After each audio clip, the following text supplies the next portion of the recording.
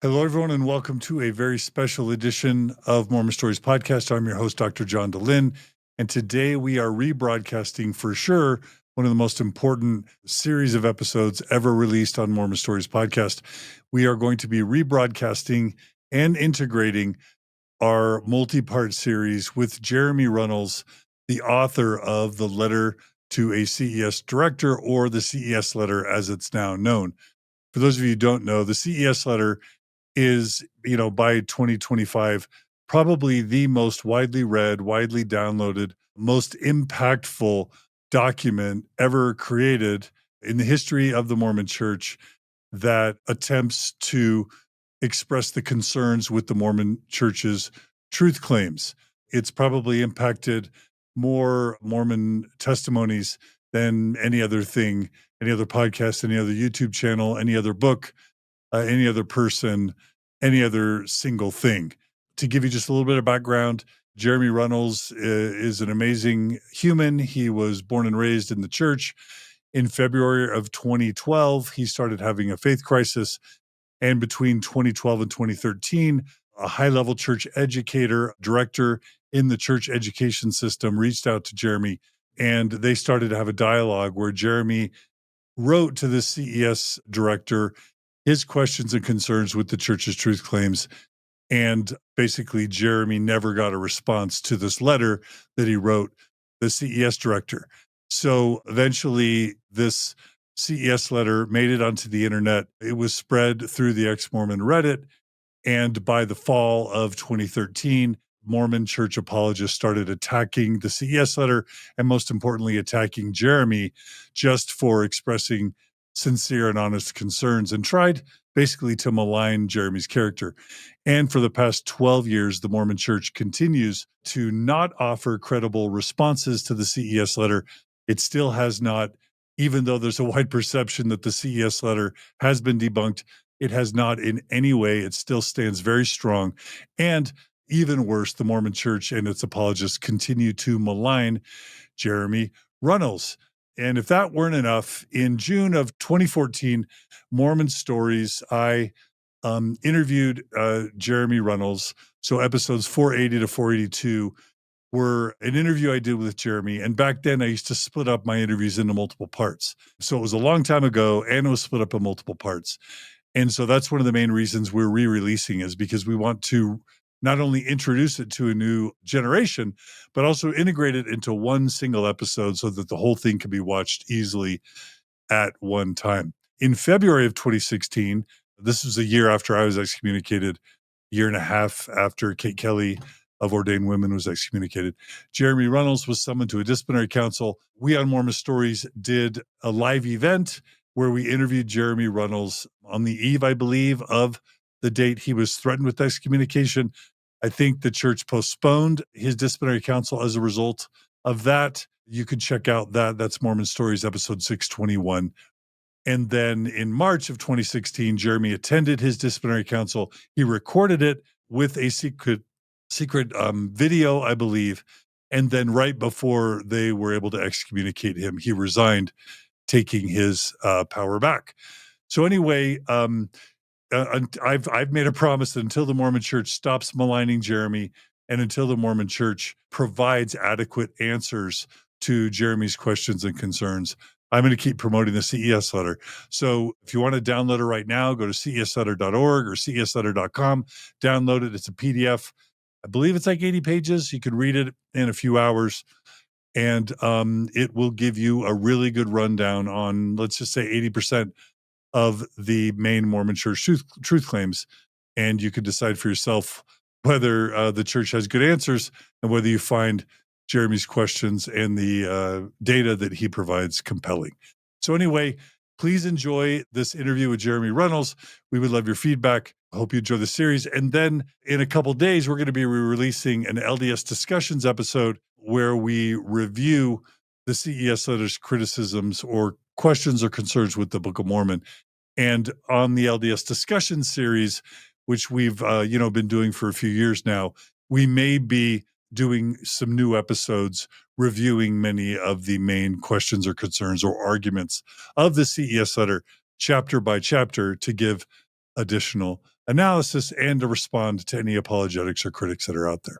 Thanks, everybody. Enjoy this rebroadcast of Jeremy Runnells' interview on Mormon Stories podcast. And please give us any feedback. We would love to hear it. Thanks, everyone. Hello and welcome to another edition of Mormon Stories podcast. I'm your host, John DeLynn. And as always, I'm super excited to have a special guest with me today. Today we're recording this in Salt Lake City, kind of downtown. We have 7 people who are here watching. You can't see them, but I'm happy to have a bit of an audience here. And we're here to interview Jeremy Runnells. Jeremy, we're going to get into his story, but some of you may have heard of the letter to a CES Director. CESletter.com, I think, is the website. The short story, just to hook you into the interview, is that Jeremy was struggling with his testimony, lived a very traditional, devout LDS life until the point where he started having questions. And eventually his grandfather found out about this and offered for Jeremy to write a letter to a CES director friend of his grandfather. He wrote the letter. The letter was received, but was never responded to. But it was such a good letter, I guess he got good feedback from it, that he has kind of expounded upon it and published it to a web page. And it definitely has been a phenomenon sweeping intellectual Mormonism. And it's impacted a lot of people. So we're going to talk about it today. This is part of a multi-part series. So after we're done with this interview, I've invited Brad Kramer, who I've interviewed a few sessions ago, who's a faithful sort of scholar. He's going to sort of defend the believing positions. And I've invited J. Nelson Seawright, who is a professor at Northwestern University, and he's a non-believer. And they're good friends, and they're going to have kind of a very gentlemanly discussion about Letter to CES Director, pros and cons, and perspectives about it. So this is a long series, but I'm loving every minute of it. So without any further ado, Jeremy Runnells, welcome to Mormon Stories. Thank you for having me. So before we begin, Jeremy, you are deaf. Why don't you talk just about that for just a second? Sure. I'm actually deaf in both ears, and I hear through what is called a cochlear implant. And it might be better to explain through a video. So just watch this video, and it will just go over how cochlear implants work. In a cochlear implant system, sound enters a microphone and travels to an external mini-computer called a sound processor. The sound is processed and converted into digital information. This digital information is sent over a transmitter antenna to the surgically implanted part of the system. The implant will turn the sound information into electrical signals that travel down to an electrode array inserted into the tiny inner ear or cochlea. Bypassing the damaged inner ear, the cochlear implant provides an entirely new mechanism for hearing.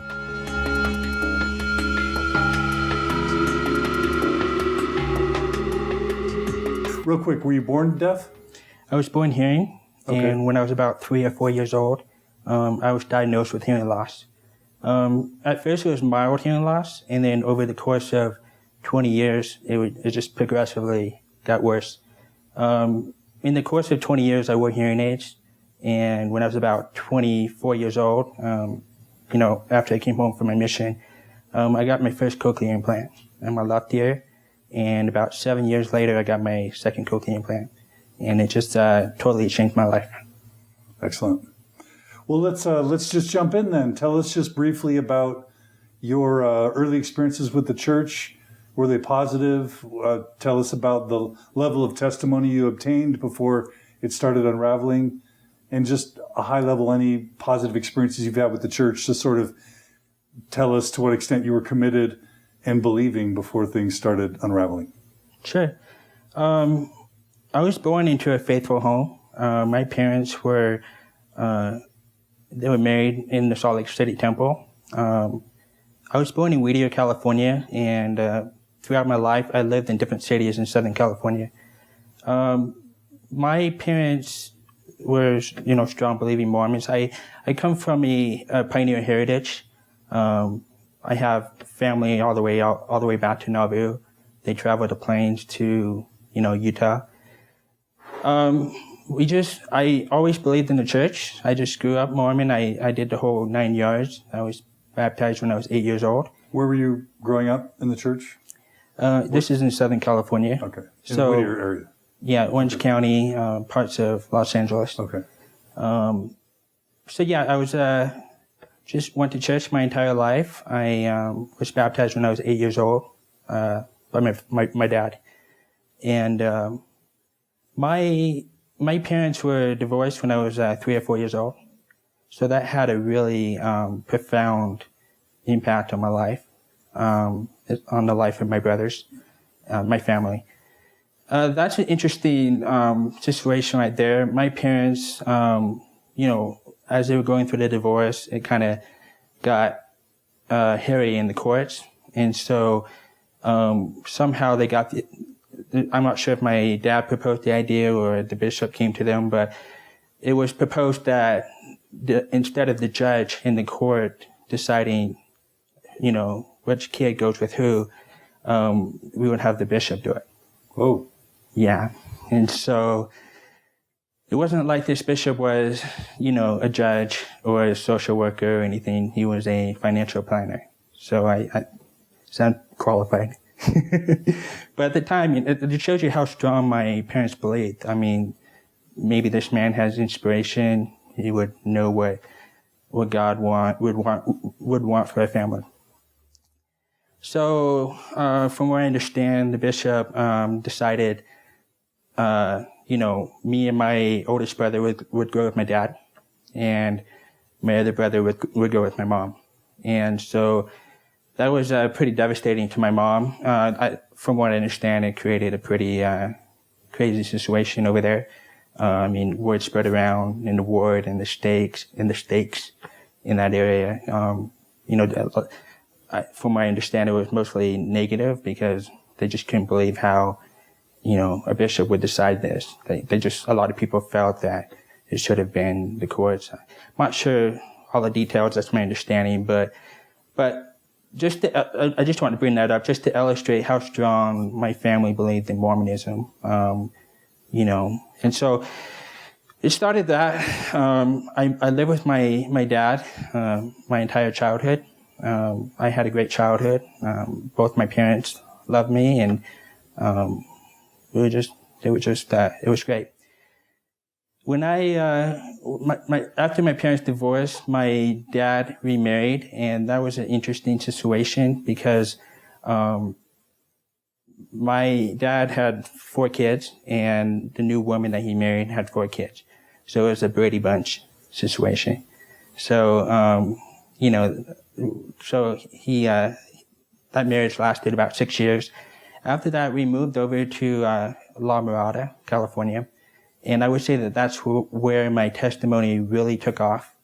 I went to church my entire life. I was baptized when I was 8, but I didn't really know what I was, going to church for. I didn't really understand, the Restoration and Joseph Smith and, what the church really stood for. So when I was about 12 years old, I was ordained a deacon, and this was around the time when interesting things happened. For the first time in my life, there was a death in my family.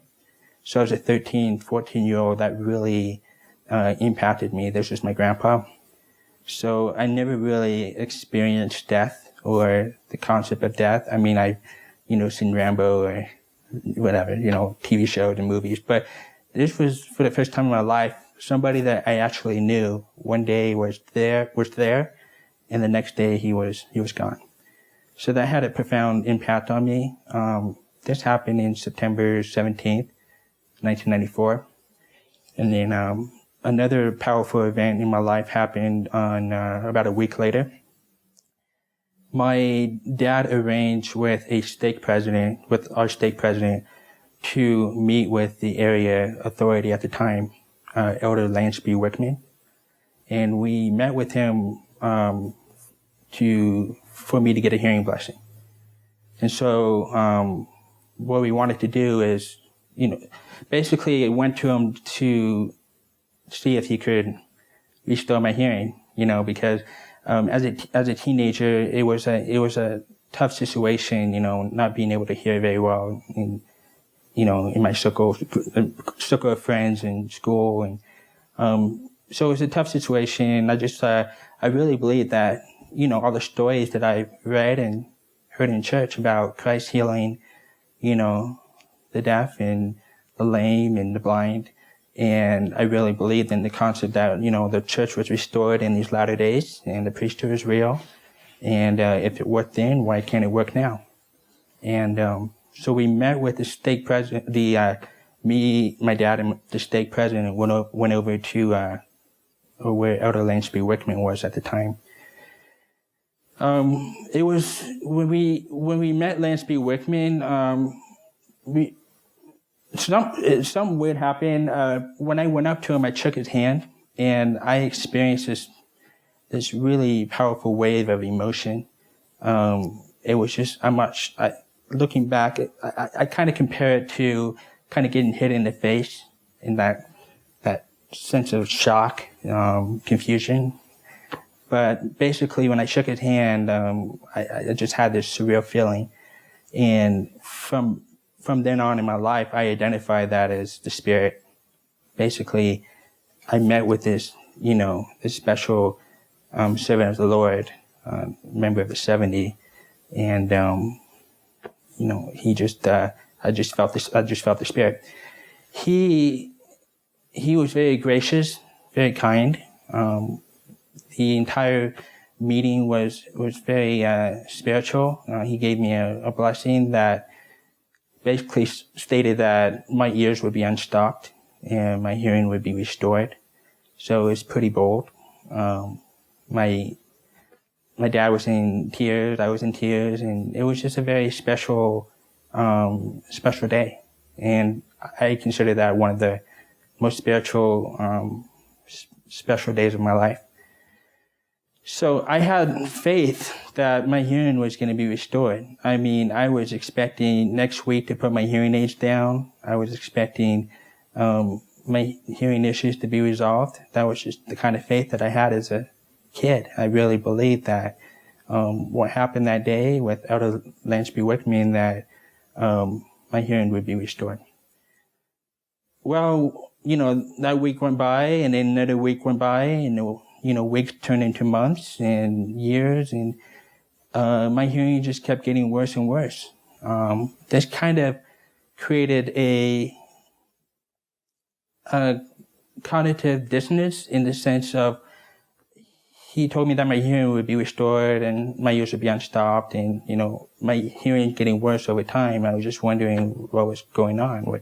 Did I have enough faith, or I don't know. But anyway, I did the whole thing. Deacon, teacher, priest. I was heavily involved in Boy Scouts. I had a great experience in Boy Scouts. I'm an Eagle Scout, and I enjoyed the troop that I was in. The Scout Masters were fantastic, just great men. The war that I was in was just fantastic. I had awesome bishops. One of the bishops was Hawaiian. So he just, every week, brothers and sisters, aloha. So there was that sense of community and sense of ward family. So I had a great experience overall. I went to EFY, especially for youth, in Provo, Utah. And I had some, spiritual experiences there.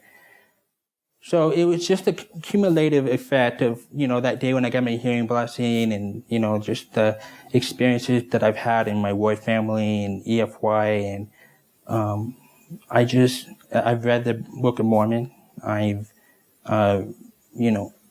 read all I could about Joseph Smith. I was very fascinated with Joseph Smith, because he was also similar to me in the sense that he was about 13, 14 when he started having these questions about life. In my case, when my grandpa died, I just wanted to understand what was going on. Is there really a God? Is this church stuff that I'm going to, is it really for real? So I kind of identified with Joseph Smith in that sense of having questions and wanting to know about life. So just fast forwarding over to, when I was in high school, I had a lot of good friends, and a lot of them were non-members. One of them was my girlfriend. I had a girlfriend in high school. She was a non-member. Her family were Presbyterian, so that kind of played into the, like Joseph Smith, was his family's Presbyterian. So I didn't understand Presbyterianism, but kept hearing about it in the history of Joseph Smith. So I just kind of was fascinated with that. But this family was just a wonderful family. They had it together. Mom and dad, the kids, they were well educated. They just loved each other. They also drank beer and wine. And it just caused me some kind of, I was looking at this family, this non-member family, and drinking alcohol. They were better in a lot of ways than a lot of Mormon families that I've met.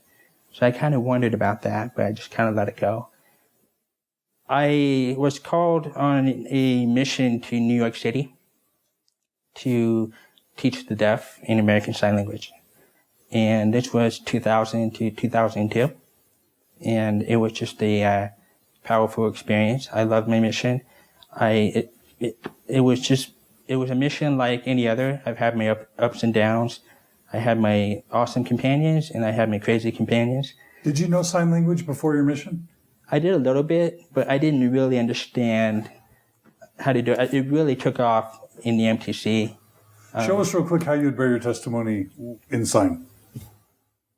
And talk as you say it. I want to share my testimony that I know the church is true. I know the Book of Mormon is true.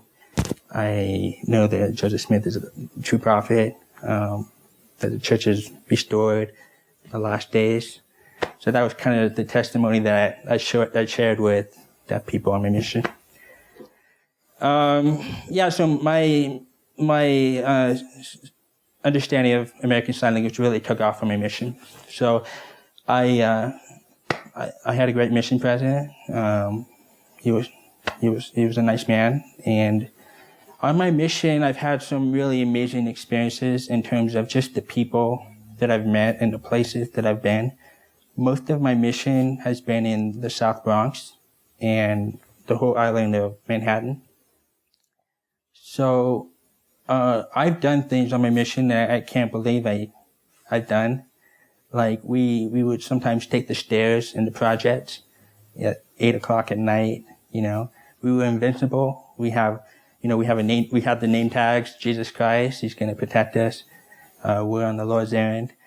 But looking back, just some of the things we've done, going in the alleyways and the stairs, and we were in places that we really shouldn't have been. We've had a situation where NYPD pulled over and said, "Hey guys, you shouldn't be going there." You know what I mean? But we're invincible. We're on the Lord's errand. The NYPD, they don't know what they're talking about.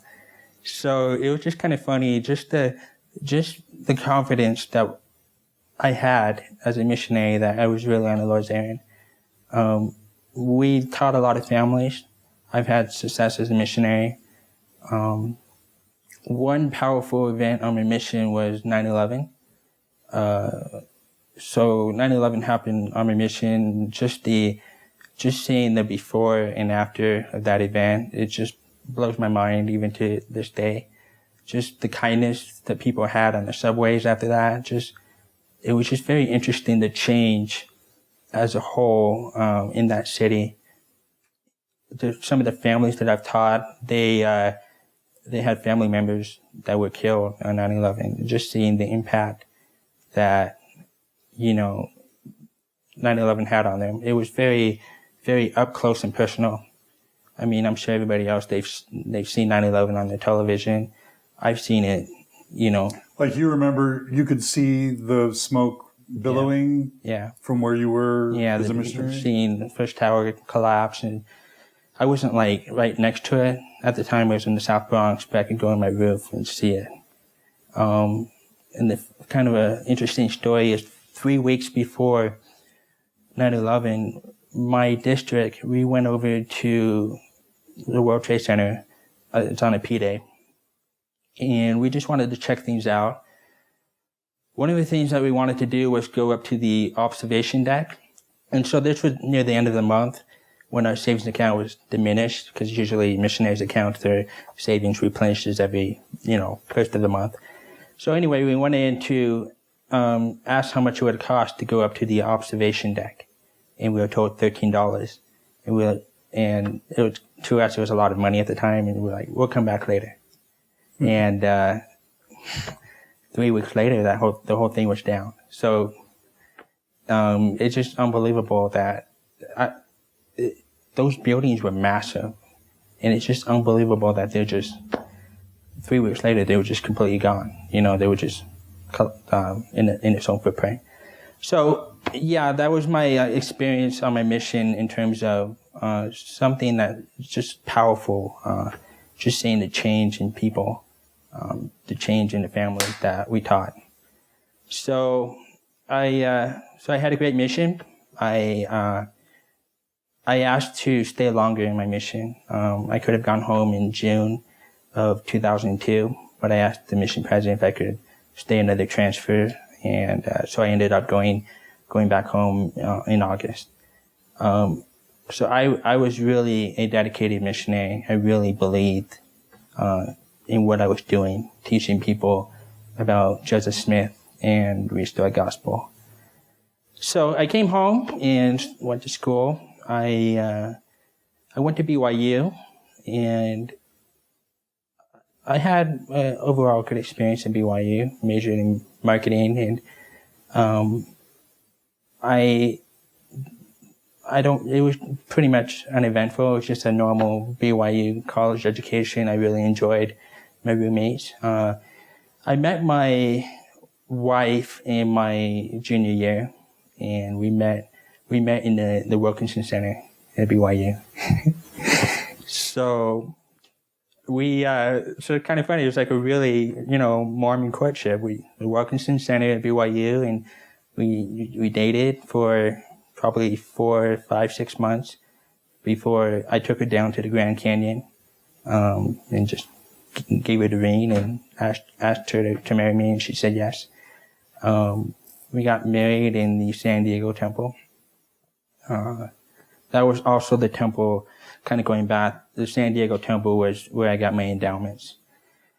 A lot of people, I've heard a lot of stories about, people having a terrifying experience going to the temple for the first time, or a very uncomfortable experience. To me, it was a little bit weird. But it wasn't completely shocking. I think part of the reason for that is I just, trust the family were there, and if they're cool with it, then I should be cool with it. But that was pretty much my temple experience. I was unable to go to the temple on my mission. The New York temple was not yet there, so the closest temple was the Boston temple. So for 2 years, no temple experience. My dad moved over. My dad moved over to Las Vegas during my mission. So when I came back home from my mission, it wasn't really home. It was Las Vegas. So it was kind of an adjustment there, giving a homecoming talk in a ward that I've never been in. So it was kind of a struggle at that time, as being in this place that I was unfamiliar with, this ward that I was unfamiliar with. After being in kind of the same place for so long and having so many church memories. Yeah. With your California community. Yeah, absolutely. So in some ways, there was that kind of struggle with the wards that I've been after my mission, trying to recapture that really sense of family that I had in California. And so... kind of shows how much of maybe what we perceive as testimony is really socially connected, right? A big part of that. I mean, if I hate the word and it's causing me misery, then that would be quite a big hurdle in order to keep going to church. So the social aspect of the church, the community aspect, is a major part of it. Yeah. But for me, I didn't consider myself a social Mormon. I consider myself I really didn't have a testimony. I really believed in, the first vision in 1820 and the Book of Mormon, a little history of, Christ's visit to the Americas and so on. I believe that Joseph Smith is a prophet. So that testimony is what grounded me, especially in some of the things that have happened after my mission. Some of the words that I didn't like, the singles words and all that. So to me, even though sometimes, I didn't like the word or I didn't really connect with some people, I still went every week because I was spiritually dedicated to the church. So what led to you're starting to doubt? So fast forwarding about 10 years to when I'm 30 years old, I still had my testimony. I was still going to church, still serving in college. What happened was online on Facebook, I was hearing some, noises. What year? This was 2012. 2 years ago? Yes. Up until 2 years ago, you're a total traditional believer? Yes. Without serious doubts or concerns? No, I mean,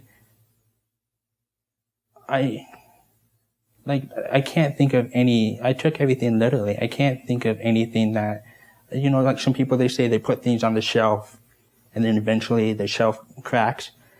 I didn't really have a shelf. I mean, it was all true. Yeah, it was all true. Right. You know what I mean? Okay. So Facebook, I was starting to hear stuff, about, people, there was a blog here and there about the church, kind of, talking about, it's like feminist housewives. I was just seeing all this stuff that I considered unapproved, popping up on Facebook. And one night I was reading the news online and came across an article about Marlon King Jensen giving a Q&A at Utah State University. And in that Q&A meeting, he specifically stated, he was asked by someone in the audience what his thoughts were regarding the drove of members that are leaving the church over Google, over history. And his response was basically, we're experiencing an apostasy that we haven't seen since curling over history. So that shocked me. It shocked me in the sense of, I'm sorry, and I need to go back a little bit. Just before my mission, this was when the internet was really coming out, and I was on AOL and stuff. I wanted to be prepared for my mission, so I went online and looked up stuff. And what I wanted to just kind of anticipate the different questions that would be asked by investigators. At the time, the church was true. Confirmation bias was in fourth gear. The church is true. What can I learn to prove that or back that up? So I looked up stuff. I came across, some of the Tanner stuff, but it was a lot of it was bizarre stuff, like, Brigham Young says that there were men that look like Quakers that live in the sun or something like that. Men live on the moon, or just really weird stuff that sounded so fake that I just didn't believe it. And I looked at everything in the context of Mormons against the other Christians, evangelicals. So it was like, evangelicals say that we believe in a different Jesus. Well, no, we don't, because Book of Mormon, this and that. So it was in that context. It wasn't in the context of, none of it being true. Yeah. It wouldn't be like, secularists talking about the church's history, using the church's own sources.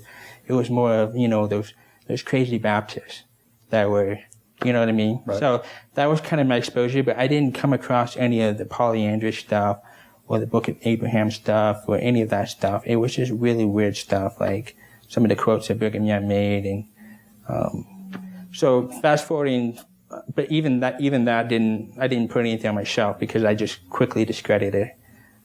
Fair was awesome. Fair was doing the Lord's work. So, it's kind of funny now looking back, but anyways, fast forwarding we'll get to fair. So fast forwarding back to that article, it shocked me that people were leaving over church history.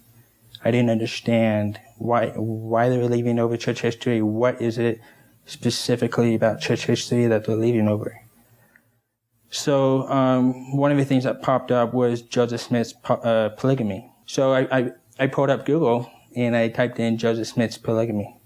And I learned, looking through Wikipedia, I learned that he had he had like 34 wives. And I was like, okay, that's kind of interesting. I thought Brigham Young started polygamy. But then when I got into the polyandry, Joseph Smith was married to other living men's wives. That really shook me. That really shocked me. Do you remember where you were reading that? What website or book? Yeah, so the first time it was through Wikipedia. Then I went back into Google and I started looking some more, and I came across the polygamy page on Mormon Think. Mormon Think? Yeah. Okay. And a lot of people seem to have that same route. And Mormon Think has a lot of pages on the search engine. But, Mormon Think, it was unapproved, I didn't know if the information was reliable.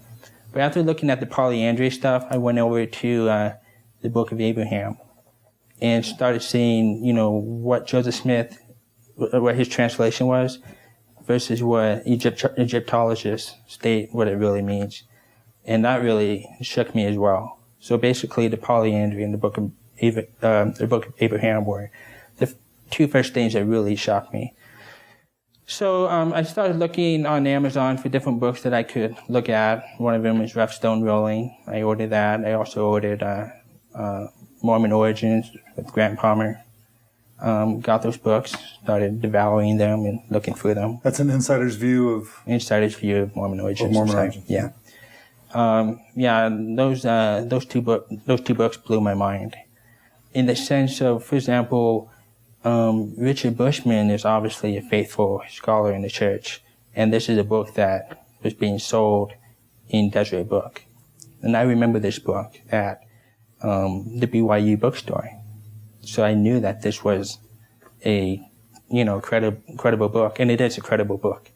When I came across some of the stuff in there, he goes over the polyandry, and I just,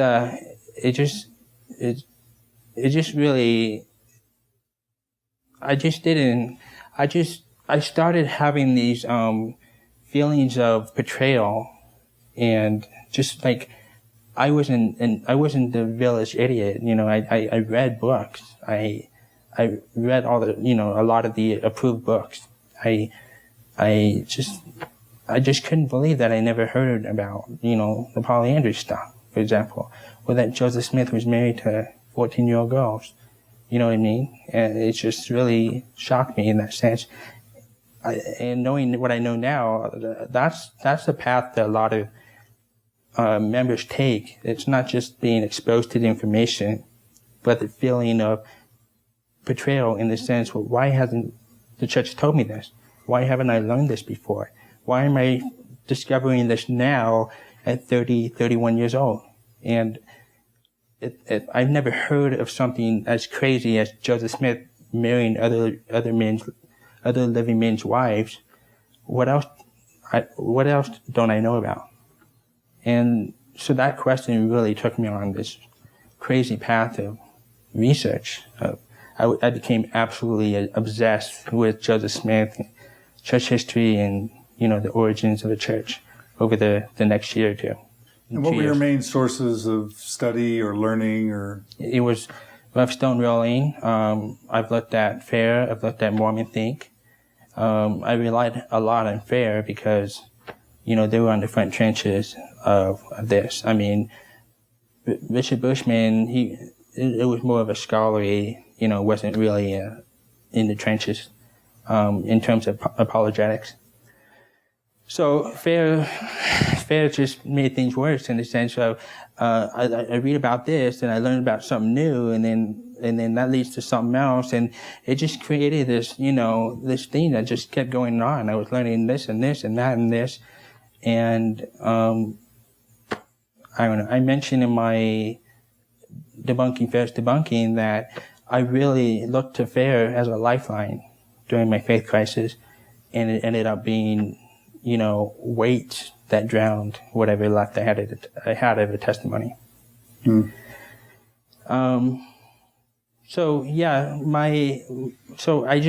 That year was a struggle. So that's 2012 to 2013, or? Yeah, so my faith crisis started in February 2012. And then, just to give you an idea, I published the CES Letter in April 2013. Real quick, did you listen to Mormon Stories during that time? I did, actually. The Mormon Stories was really something that made the landing softer. It gave me hope that things would be okay, that there was light at the end of the tunnel, that this was a process. It really explained or put into perspective that what I was going through was normal, in the sense that, there's cycles of grief, there's a process of learning about the things I'd never knew about in church. But all the different podcasts that I've listened to, I actually went to the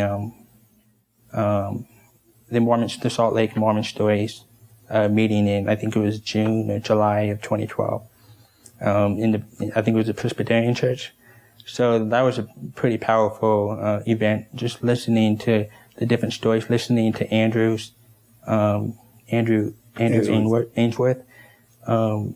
Just listening to his story, it was very powerful. Listening to the different testimonies, the different experiences of people. Just seeing the people in that church, they weren't these boogeyman scary anti-Mormons or ex-Mormons. They were just people. They looked like me. They were just people that had different stories. So thank you for your work in Mormon Stories. It really had a profound impact on me during my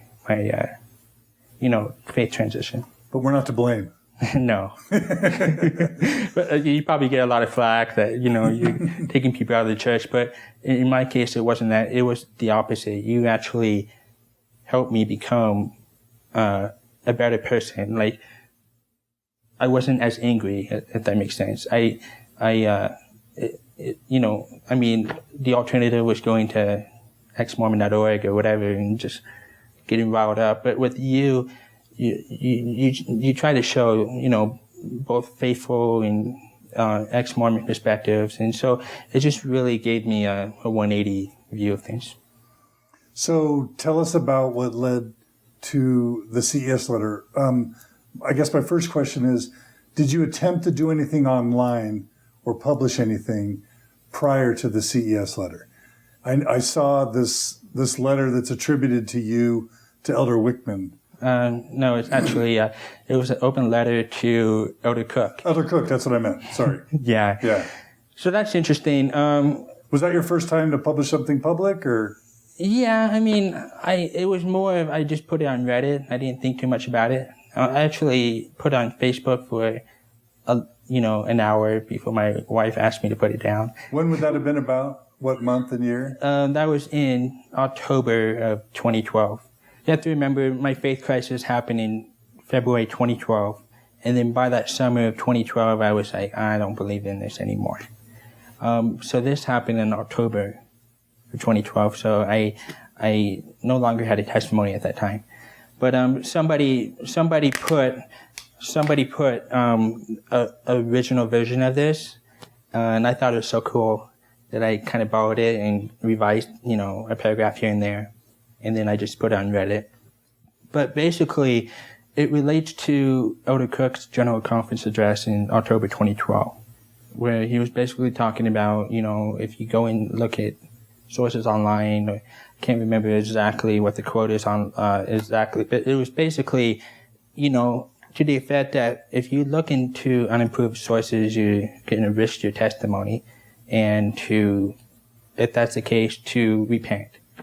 So I wanted to illustrate that you don't have to go to the Tanner's website or some other anti-Mormon website. Like, a lot of this stuff is in LDS sources. So the Rock and the Hat Book of Mormon translation, Elder Nelson talks about it in his 1993 July Insight.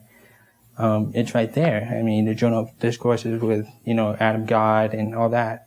So I wanted to illustrate how even looking at the church's own sources can put a wrench into, your testimony, because when you see this stuff, you see how it's not correlating or aligning with the correlated version that you're getting from the church. It's almost all church. It's either church published materials or like Joseph's diary or diaries of people that we revere today. I mean, what else? What are the other sources? Yeah. I mean, it's not like people are looking at the Hurlbut affidavits and that's like where they're basing their disaffection on. It's always like Journal of Discourses, the Book of Mormon text itself, comparing Book of Commandments to the early versions of the Doctrine and Covenants. Like, what's anti-Mormon about that, right? Yeah, exactly. Joseph's own accounts of the first vision, like. Yeah, exactly. And that was pretty much the point that I was trying to make in this satire. Yeah. I was kind of being, I was being sarcastic in that letter. It reads a little bit angry, to be honest with you. Well, of course, I was pissed off, you know. And anybody that tells you that, when you leave the church, you should just leave it alone and don't be angry, don't be the angry apostate, they don't understand the trauma and the process of leaving. There's no such thing as a graceful exit from a church. There's no, thank you for your time and your 2 years. We appreciate it. And we wish you the best. 30 years. Yeah. 40 years. Yeah. And we thank you for the 2 years in the mission field. We love you and we wish you the best and whatever. There's no such thing. You left because you want to sin, or you were lazy, or you never had a testimony. I've been told I never had a testimony. I had a testimony. Like, I love this church. It was just my worldview. It was the way that I looked at life. It was my heritage. It was, I love the people. So this nonsense of I never had a testimony is ridiculous. So anyway, so I wrote that satire, and looking back at it now, it was just, I don't see anything wrong with it, to be honest, other than it's sarcastic and maybe has a little angry tone. But what I was trying to illustrate in that was, I disagree with Elder Cook's, perception of the situation. Sure. So anyway. So any false starts or attempts at doing something public other than that letter before the CES letter? No, I mean, I was becoming more and more active on Reddit, but it was just, In the ex-Mormon subreddit? Yeah. Okay. It wasn't, it was just a comment here and there, so. Okay. Maybe a post. Okay, so let's talk about how the letter came about. So, I couldn't bring myself to tell my grandpa, my 85-year-old, or 83 at the time, grandpa, that I no longer believed in the church. I love that man. I just love that man. And, he lived Mormonism his whole life. He and my grandma, just wonderful people. They lived Mormonism for a long time, and they lived in Hawaii for 40 years. People have asked, what would it take for me to go back to the church? If I moved to Hawaii, I would go to church.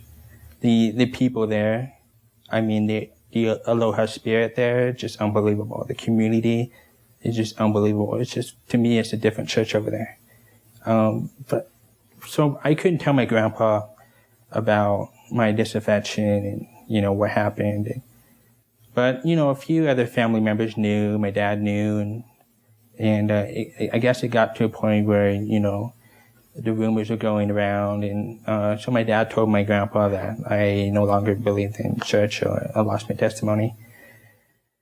So I think it was around that, maybe just before Christmas, he found out, somewhere around there. So In 2013, he actually drove up to my place, about a 600-mile trip, a round trip, and just to come up and talk to me, see what's up and how he can help. We just had a conversation, and to me it was a tough conversation because I didn't want to. How do you tell somebody, okay, I don't believe because of this and that and this and this, without, you know, you don't want to put that on them. I didn't want to put it on my grandpa and, you know, somebody at his age. Anyway, but we had a good trip and a good visit. So he went back home, and a few weeks later, I received a phone call from him asking if I would be willing to meet with his friend, who is, you know, CES Director, just to see if I could get my concerns resolved and whatever questions I had. I said sure, even though I lost my testimony at the time. I still wasn't 100% sure that the church is false. I still accepted the possibility that my understanding of history and Joseph Smith and origins was incomplete or inaccurate, and that perhaps there was a perception that, or answers that the CES Director could provide. And also, this was at the time before the church released its essays. This was before I ever heard of the Swedish fireside rescue. So there was really not very much official answers from a church. So to me, this was an opportunity to get as close to official answers from a church that I could, because this is somebody that works for the church. He's in the church education system. So I said, sure, Grandpa, I'll talk to him. And so my grandpa forwarded him my information, and I was surprised the CES Director actually emailed me. A very nice guy. He's just trying to help my grandpa, and I have no beef with him. I honestly don't blame him for not responding back to me. He was probably expecting 5 questions in the email, and I throw him, you know, close to 77, 80 pages document. Okay. So let's talk about that for a second.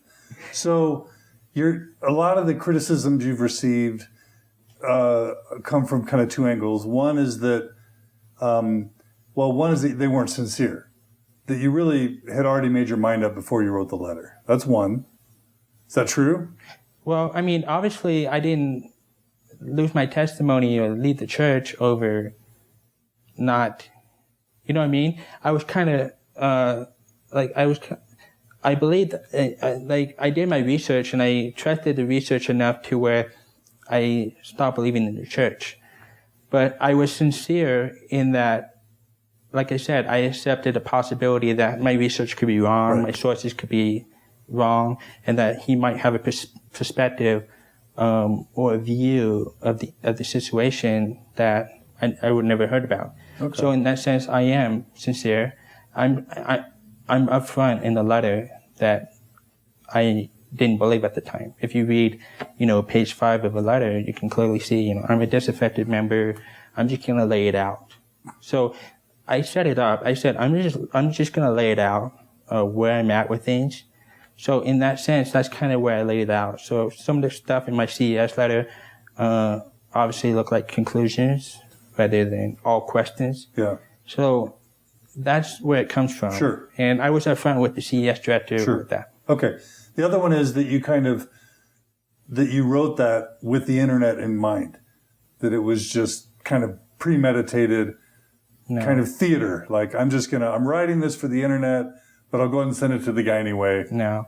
Just have a good story to support what you end up publishing. At the time, the only people that I had in mind was the CES Director, my family, because obviously my family was involved.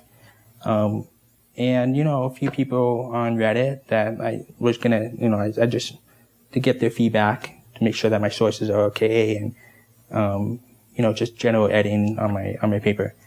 So, but in my mind, it was just the CES Director and my family for the most part, because I saw this as an opportunity to not only get official answers, but also to explain my train of thought and what happened, explaining why I left the church or stopped believing in the church. Isn't there the strong desire to tell people and explain? And you referred to it earlier. Everybody judges you. Everybody looks down on you. I had a member of a very prestigious LDS family come visit me the other day. He's you would all know the name, and he's no longer a believer. And what he said to me was, and I hate to use the word cult. I'll just say that now. I hate to use the word cult. I know it's kind of really disrespectful, but the quote really stuck with me. He said, "A cult is any organization that will not let you leave it with your dignity intact." So a cult is an organization that won't let you leave it with your dignity intact. And that goes back to what you were saying about, are you sinning? Are you looking at porn? Are you cheating on somebody? You never had a testimony to begin with. You never like, oh, he left and he's happy. It's more like, oh, he's dark and sinning, and oh, he drinks coffee, and oh, and so I shouldn't be speaking, but really, you just want to be able to explain to people. You want to say, no, there are credible reasons that people leave. And I've actually done a lot of thinking, and I've put a lot of time into this. Yeah. And is that what you were thinking? There are very few people on this planet that I respect and love more than, my grandpa and my dad. And so to have them be disappointed in me, it bothers me a lot. So I wanted to be understood. I wanted to make sure that they understood that I didn't leave because I want to go to the strip club. I left because I came across very disturbing information about the church I never heard before. Yeah. And I don't think a lot of true believing Mormons understand that. They don't understand that desire to be understood. I hate that saying they can leave the church, but they can't leave it alone. John Larson talked about it in Mormon Expression, one of his podcasts. I can't remember which one. But basically it was to the effect of, you live this religion for 30, 35 years. You put all this time into it, all this money into it. You really believe it. It's your worldview. And then, poof, it's gone. And what kind of weird psycho would just move on? Yeah, okay. Oh, okay. What's next? Yeah. You know what I mean? Yeah. What kind of weird psycho would do that? It doesn't make, you know what I mean? We're still human beings after we leave. We want to be understood. We still have family that are in. And here's the other thing that a lot of true believing Mormons don't understand is that the family members within are most often seen the people that leave as the broken ones, the ones that need help, the ones that need to be rescued, the ones that need to be pulled back into the church, the ones whose testimonies need to be restored, the broken ones. So they don't understand that the disaffected one, they feel like they can't have a true relationship. There's always that 800-pound gorilla in the room. So in an attempt to bring that relationship back to where it was before they left the church, they're trying to educate their family members on the reasons why they left. Yeah. So at the core of it is to be understood and to restore or repair their relationship with their family members. And they see it as the church is getting in the way of that with its, I'll just say it, fundamentalist black and white worldview. You know what I mean? Okay, so you write, and why make it so comprehensive? So long, well, for the CES director, well, because to me it wasn't just okay. The Book of Mormon, the Book of Abraham, got some problem. To me, I look at each individual issue, and then I take a step back and say, look, I don't just look at the trees, just a tree here and there.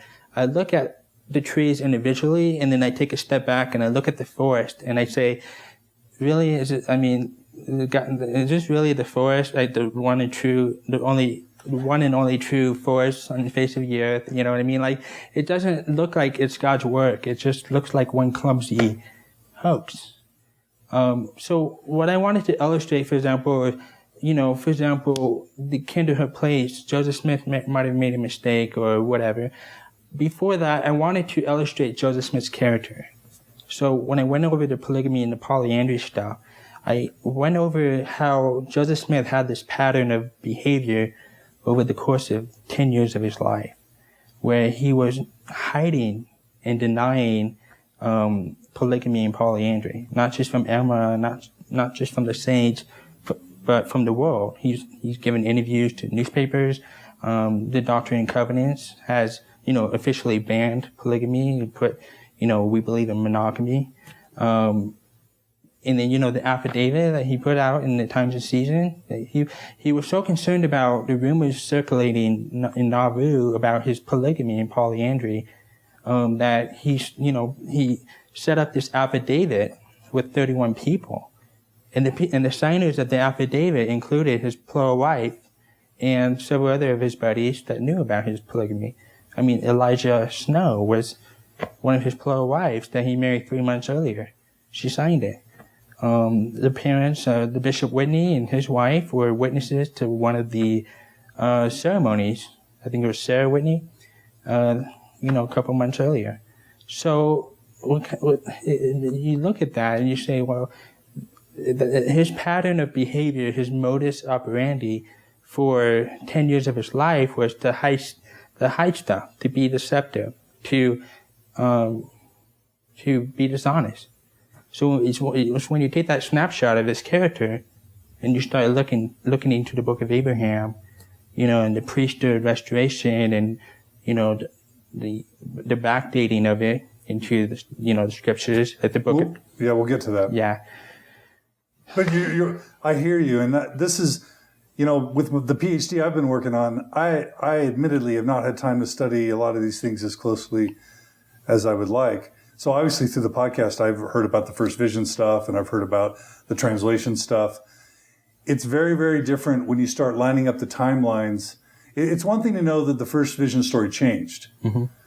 It's another thing then to realize that what Joseph believed about God, his Trinitarian view about God, when the Book of Mormon was published, is different than what he ends up with Nauvoo.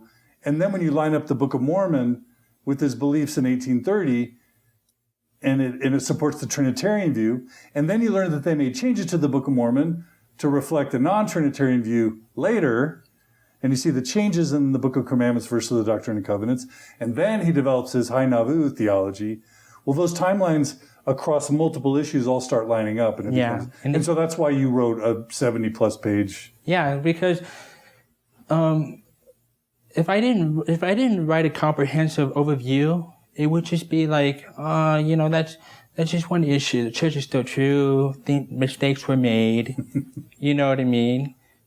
But when you start to look at it all, the modus operandi, the deception, then you look at the Book of Abraham, then you look at the Kinderhook plate, you just see this pattern. The Book of Mormon, you just see this pattern of, I'll just say it, deliberate fraud. Yeah. So you write this letter, you send it to the CES Director through email? Through email, yeah. Okay. I attached the PDF. Did you ever meet the guy in person? No. Okay. And what response did you get?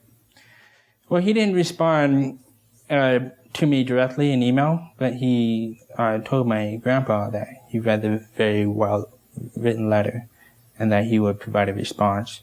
He also said, a few other things that, the brethren are aware of some of these problems, and they're, whatever that means, but so I hope they are.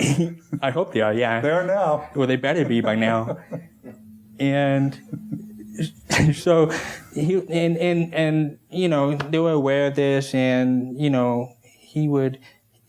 I guess my understanding is that he forwarded the letter to some of his colleagues that knew more about history. So I was anticipating to hearing back from him. You sent the letter what month of what year about? So that was in April of 2013. Okay.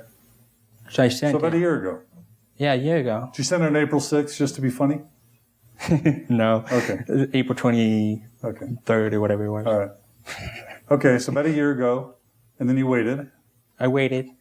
A month passed, 2 months passed, and 3 months passed, and I started, I'm probably not going to hear back. So at that time, as I mentioned, I had put my letter on Reddit for feedback and for people to... You put this letter? This letter, like this, in early April before I sent it out. So a couple people really ate it up, I guess. They liked it. And so... Did you crowdsource the original version? Where other people were giving you information and studying with you? Was it a team effort? No, I just wrote it up, and then I just put it up and say, what do you guys think? So the original version's all you...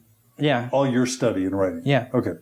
And I didn't get a lot of, criticism. I just got, wow, this is kind of cool that you made it all comprehensive, So it kind of spread it around, got viral a little bit.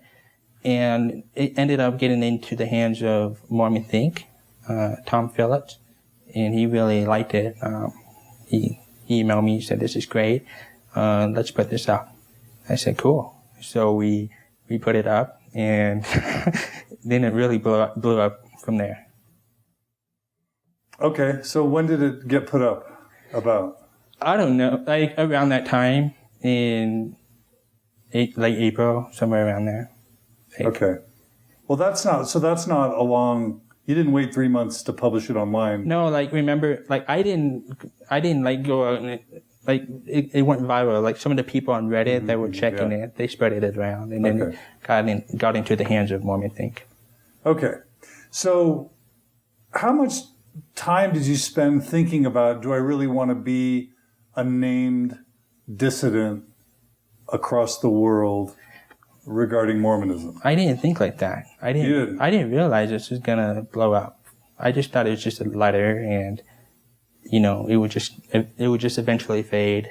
But when it started getting on Mormon Think, and I started getting emails, and then more emails, and then more emails, I'm like, okay, this is starting to, what did I do?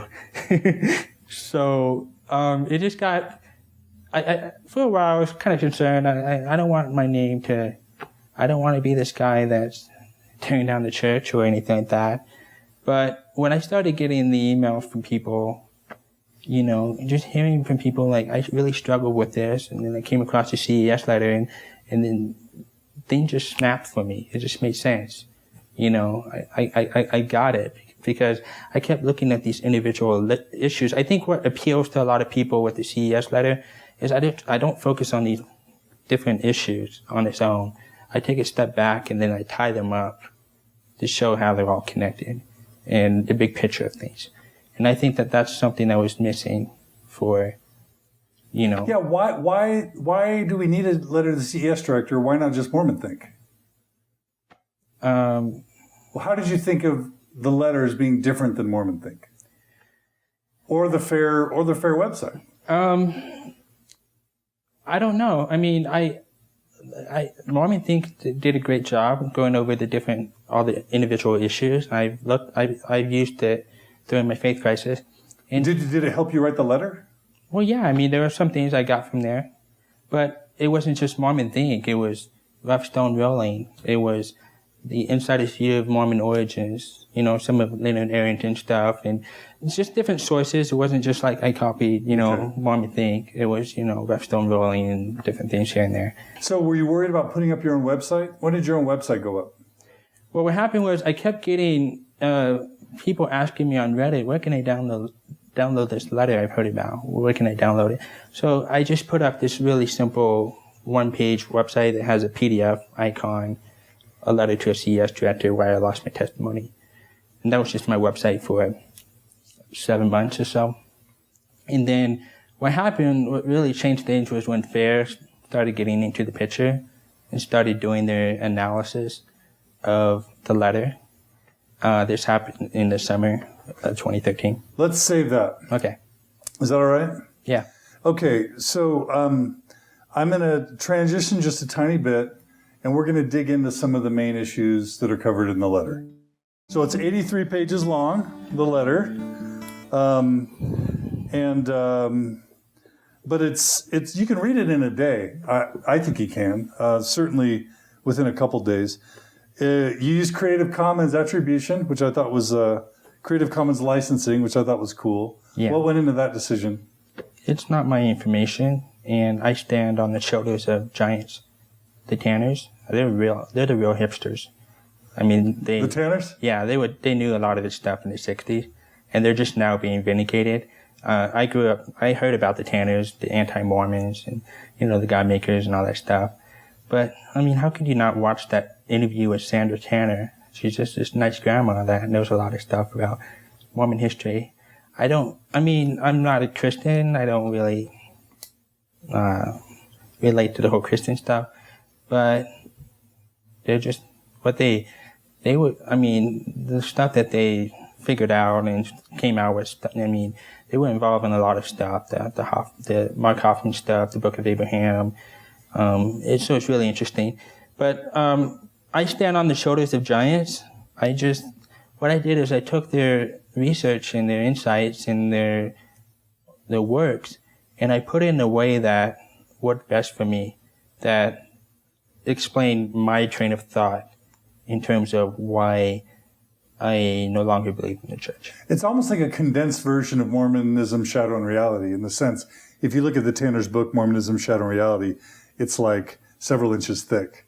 And this is a lot thinner. Yeah. So you could even see it as a distillation without the bold and capitalized letters and underlined letters that Gerald was famous for. But this relates to my deafness. Writing is really my language. It's just the place where I don't mispronounce stuff, or you know what I mean? Yeah. It's just my language. It's where I'm comfortable. So I've developed this way of being able to communicate through writing that I guess a lot of people relate to. But I just want to get straight to the point, boom, boom, boom, boom.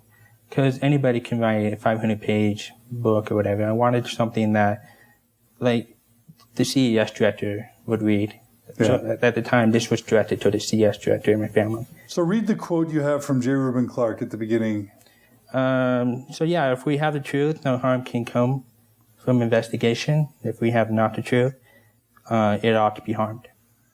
If we have the truth, it cannot be harmed by investigation. If we have not the truth, it ought to be harmed. I just thought that bore repetition. So, all right. So this is going to be hard because we're going to try and cover a lot of ground in a relatively short amount of time. But let's start with the Book of Mormon. If you had to summarize maybe your top 3 concerns with the Book of Mormon, if that's even possible, or what are some of the main concerns in the Book of Mormon? The presence of 1769 King James Version errors in the Book of Mormon. I mean, this is 1769 version. This is errors specific to that edition.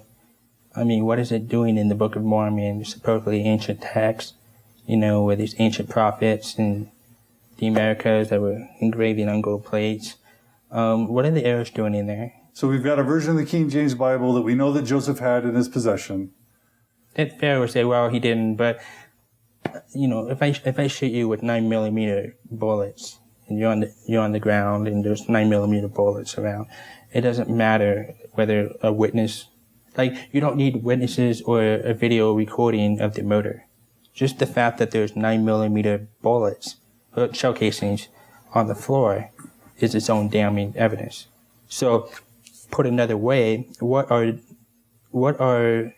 19th century 9mm shell casings or bullets doing in a work from the Book of Mormon time before 421 AD? Yeah, so there are errors in that version of the Bible, the 1769 King James Version of the Bible.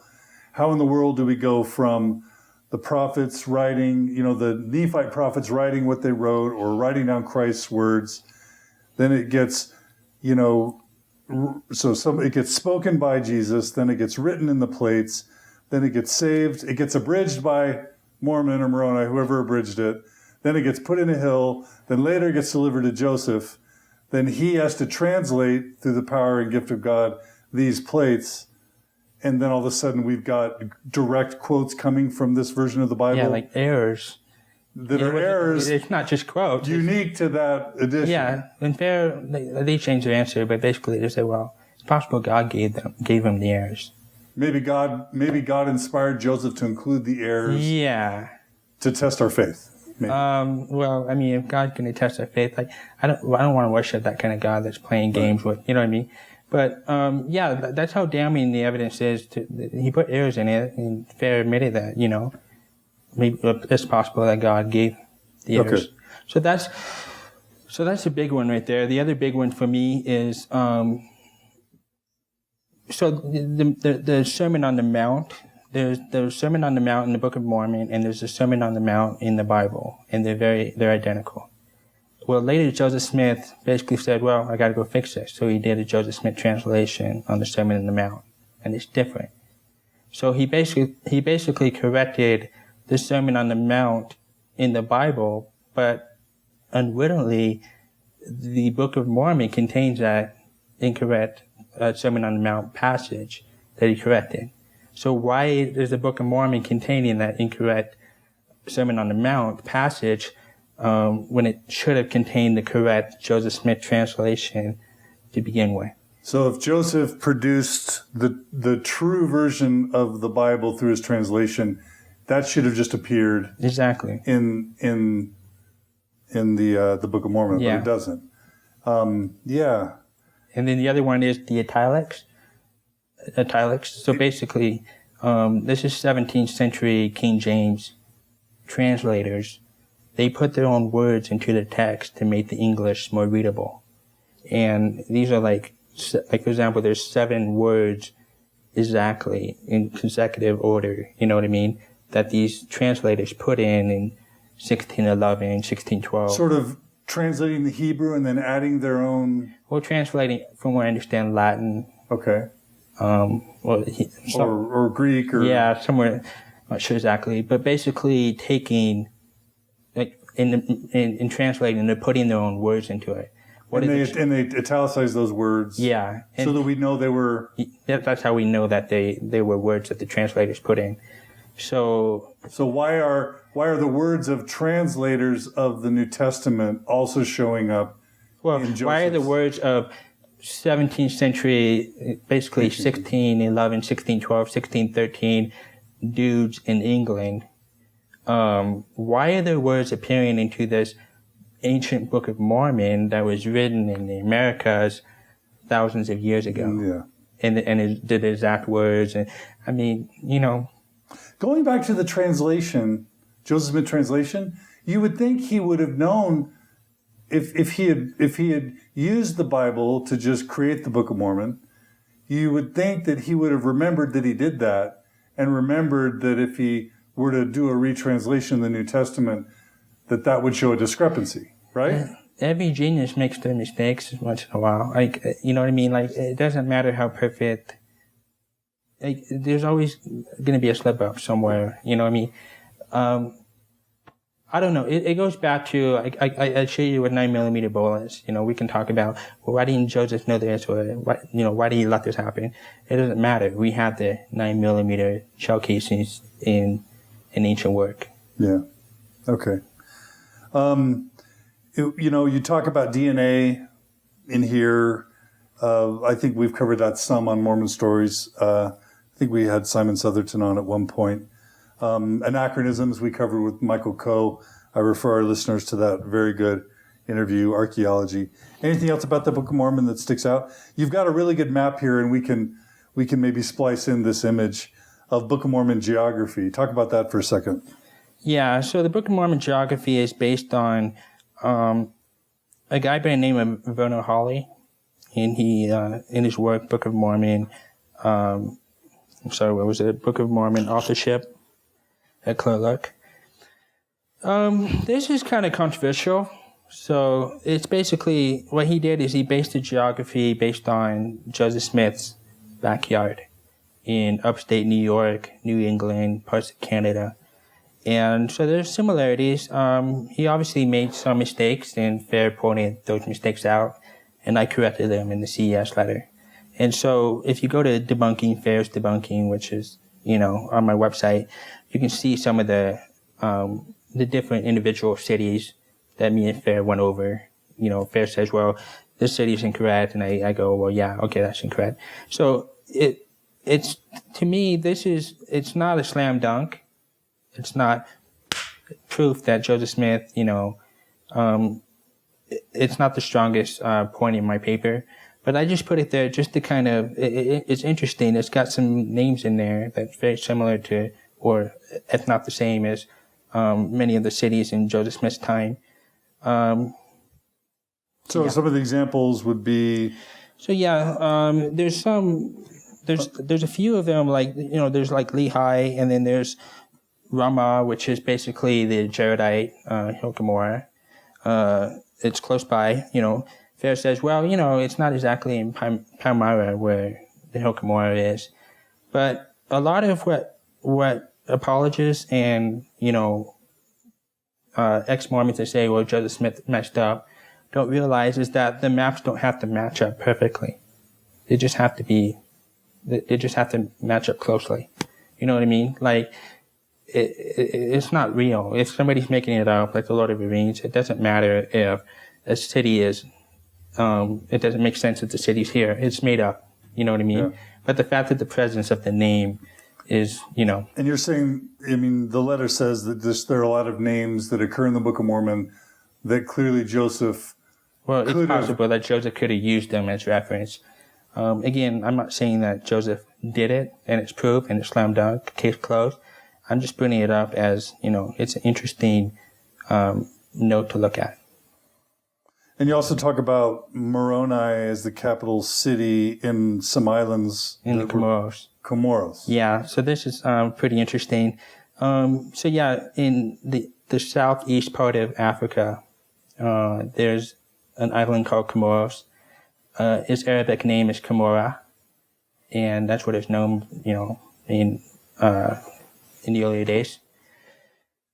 They had a port, Moroni.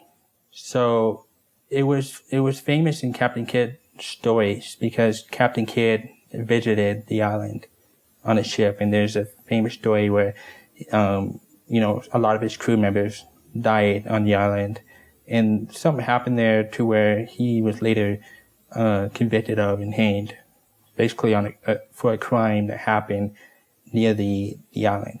So it's a big part of the whole Captain Kidd folklore. Who was it? Who did what? Whose occupation was what? Well, he was a pirate. He was a treasure hunter, basically. A treasure hunter. And who else was a treasure hunter? Joseph Smith. And it wasn't just Joseph Smith. It was his dad. It was his brother. They had a family business. And it wasn't just them. You read the newspaper. There's like a newspaper article or a clip of a newspaper that talked about in those days, it was pervasive. It was widespread. In New England, they were really into treasure hunting. They were really into these stories about Captain Kidd, buried treasure in the earth. So Joseph Smith and his family, they had a family business where they would go around to the neighbors, and, Joseph Smith would look in his rock in his hat and gold is over there, silver's over there. Thank you for your money. Have a great day. So, we'll get into the Book of Mormon translation and how that relates to that. But in order to really understand Mormonism, you have to understand the setting, the culture of that time. They were really into folklore. They were really into superstition. So Joseph Smith's neighbor, if he came up to you and said, "I received the vision of the Lord," your natural response would be to say, well, what did the Lord say? It wouldn't be, okay, just stay right here, I'll be right back, and then you go call the mental hospital, come pick up the guy. It was a totally different culture and way of seeing life. And you have to understand the treasure digging and Captain Kidd and all that stuff in order to really understand the witnesses and the restoration of the church, because it really plays into how the witnesses saw, like, what their worldview was. And you think that there's a good likelihood that Joseph would have heard these Captain Kidd stories and known about Moroni and Gomorrah. Yeah, I mean, there were nickel and dimes novels in the day. Joseph Smith was in the area where there was a lot of traffic, a lot of coming and goings, a lot of people have written articles about the connection, with Captain Kidd stories and Joseph Smith. A lot of new articles are going to be coming out. Right. So 2014, 2015 are going to be known as the years of Captain Kidd, because we're just now starting to really understand Captain Kidd and the connection with not just Joseph Smith, but his peers. So what about I think it's called the loose translation kind of argument that of course Joseph's translating Reformed Egyptian. I mean, he can't like use names. He probably doesn't even know how they're pronounced if he's reading Reformed Egyptian. So of course he's just going to pull names, familiar names, whether it's steel or horse or Moroni. He's not going to be able to speak in Reformed Egyptian, so he's going to use words around them. Well, that's not according to the historical record. When you read David Whitmer's account of how the Rock and the Hat translation, like Joseph Smith would look at the rock and the word would appear on the stone, a peepstone. So it wouldn't disappear and a new word would come up until he got it right, until he pronounced it right. So that's a really tight translation. So God's giving him the English words through the stone. Yeah. He's giving him the English words in the stone, but at the same time, he's also giving him weird words like kulum and kumamum. Yeah, just weird words that don't mean anything. And, you got this weird situation where there's no horses in the Americas, so you have guys like, Peterson saying, well, maybe they were tapirs. Tapirs, yeah. Tapirs, I'm sorry. No, it's... Yeah, so they were tapirs, and so you got this, you know what I mean? Like, well, it's not really horse, it's a taper. It just creates this really weird, contorted, it just doesn't make sense, Also, there's all the currencies that have these weird names, too. Yeah. So it's not like weird names weren't appearing on the stone, right? Yeah. So so why would God give Joseph Moroni or Gomorrah or whatever? Yeah. And then when you go back to the 1769 King James Version errors in it, it just creates all kinds of problems. Okay. So there are three other potential sources that you mentioned that are kind of mind-boggling. One is View of the Hebrews, which I think our listeners are going to know about. But then the other is the Late War, and then the other is the first book of Napoleon. Yeah. Now, we've also heard people talk about the Spalding manuscript. I don't see much talk of that in your letter, but talk about each of these sources, and then help us make sense for how you're seeing the Book of Mormon come together. Because I've been on a personal quest lately to try and figure out where the book comes from. Yeah. I credit a lot of the recent work that's going into this to the Johnson brothers. So Chris and Dwayne, they're doing a lot of work. What's happening now is very fascinating because as computers are getting better and better, we're able to process or mine through big data. So what's happening is Google, they're putting more and more books online and they're making it digital. So we're seeing more and more of these books online, and we're able to go through these books, looking for patterns in certain words. So what's happening is very fascinating in the sense, for example, the late war. This is a fairly new development.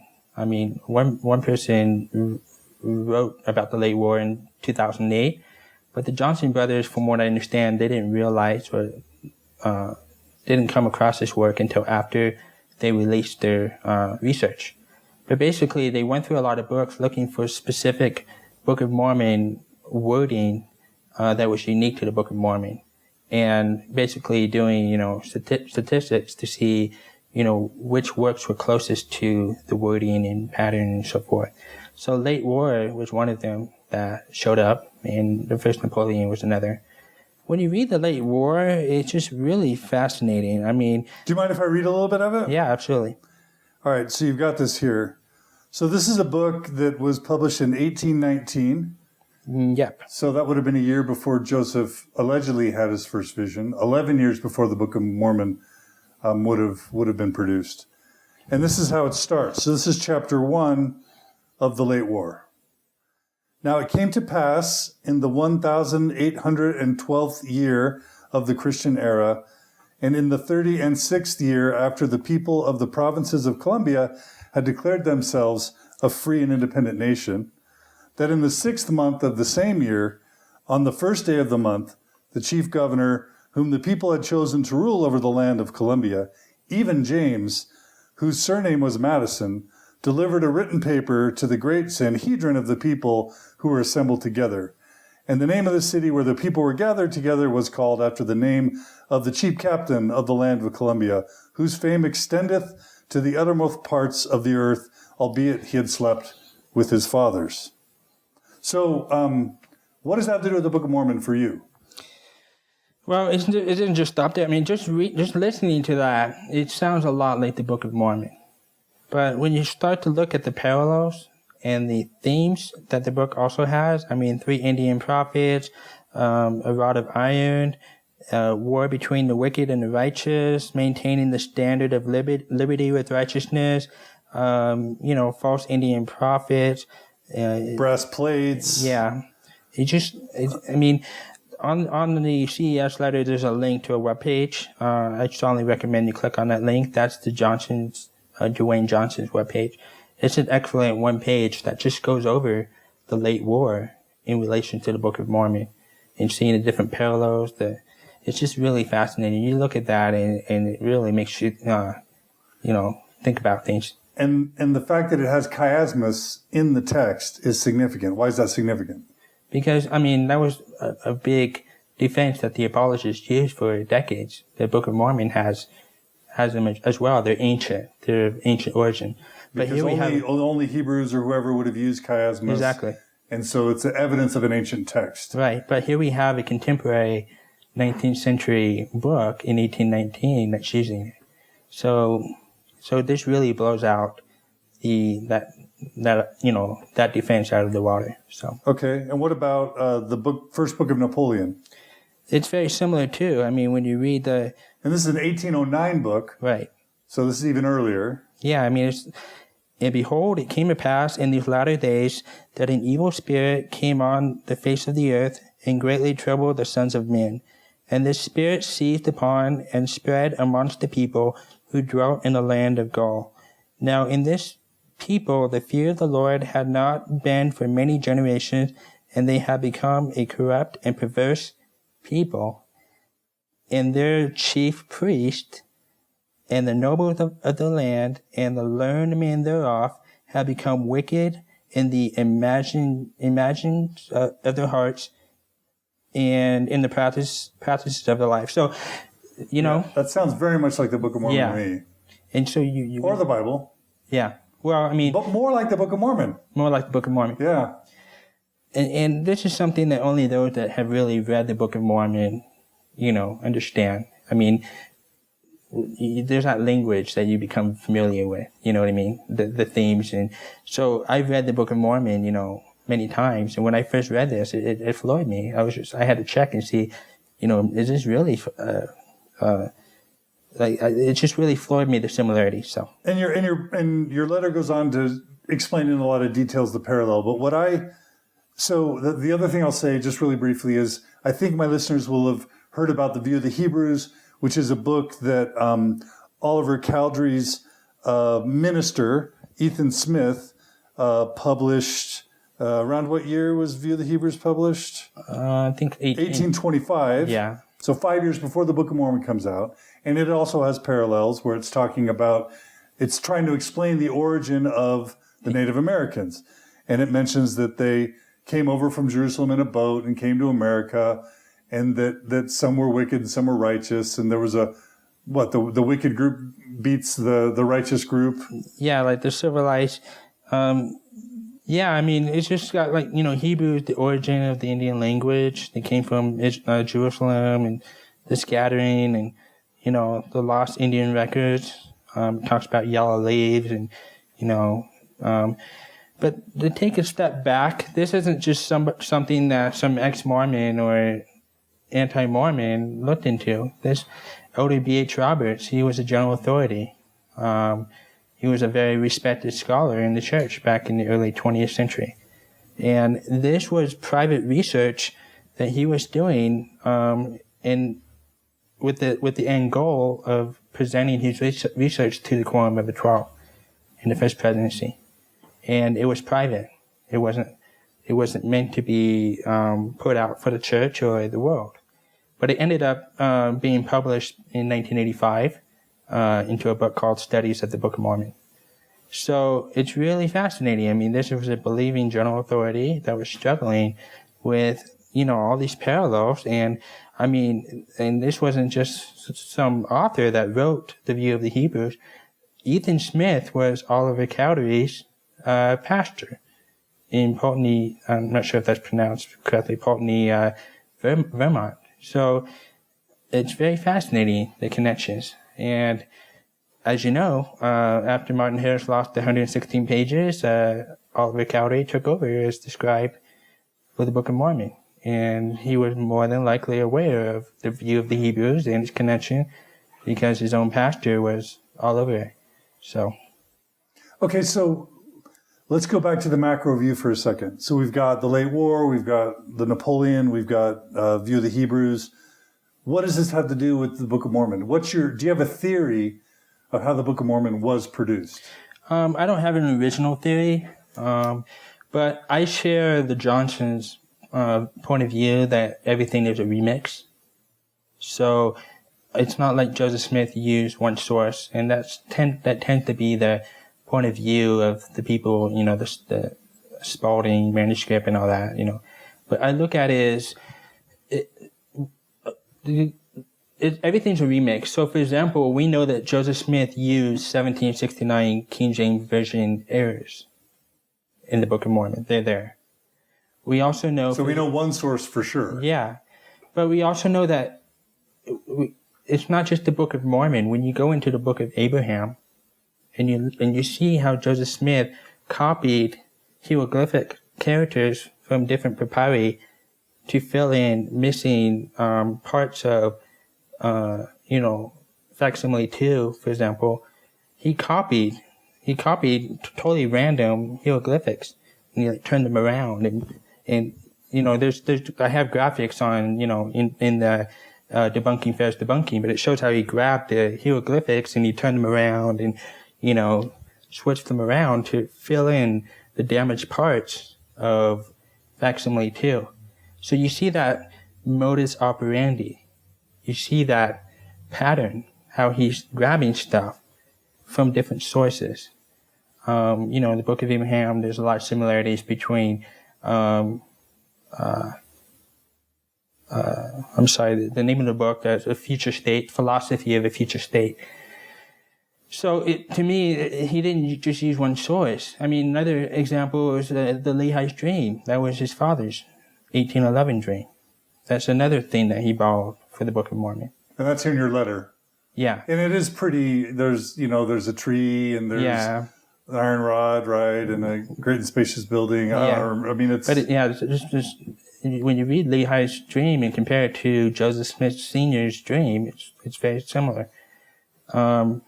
So just, for example, looking at the Book of Mormon, the errors in Lehi's dream and Joseph Smith's father, you see that it's not just one source, it's different sources. And everything is a remix, I mean, people think that Star Wars is original. It's not. I mean, there's a lot of borrowing from different sources and previous shows and, to create something. So you look at life and a lot of the creative work, people are borrowing from different sources. So I share the view of the Johnson brothers on this subject. That he drew from many sources. Mm-hmm. Yeah. Do you think he had any collaborators in authoring it? I don't know. It's all speculation. It's all opinion. But I my personal feeling is when you look at Oliver Cowdery, he was also involved in the Book of Abraham in 1835, 1836. So a lot of people don't realize that Oliver Cowdery wasn't just a scribe for the Book of Mormon. He was also a scribe for the Book of Abraham. And he was big on a philosophy of the future state. And he even put it in, can't remember if it was the Times and Season, but some Mormon newspaper that he was the editor.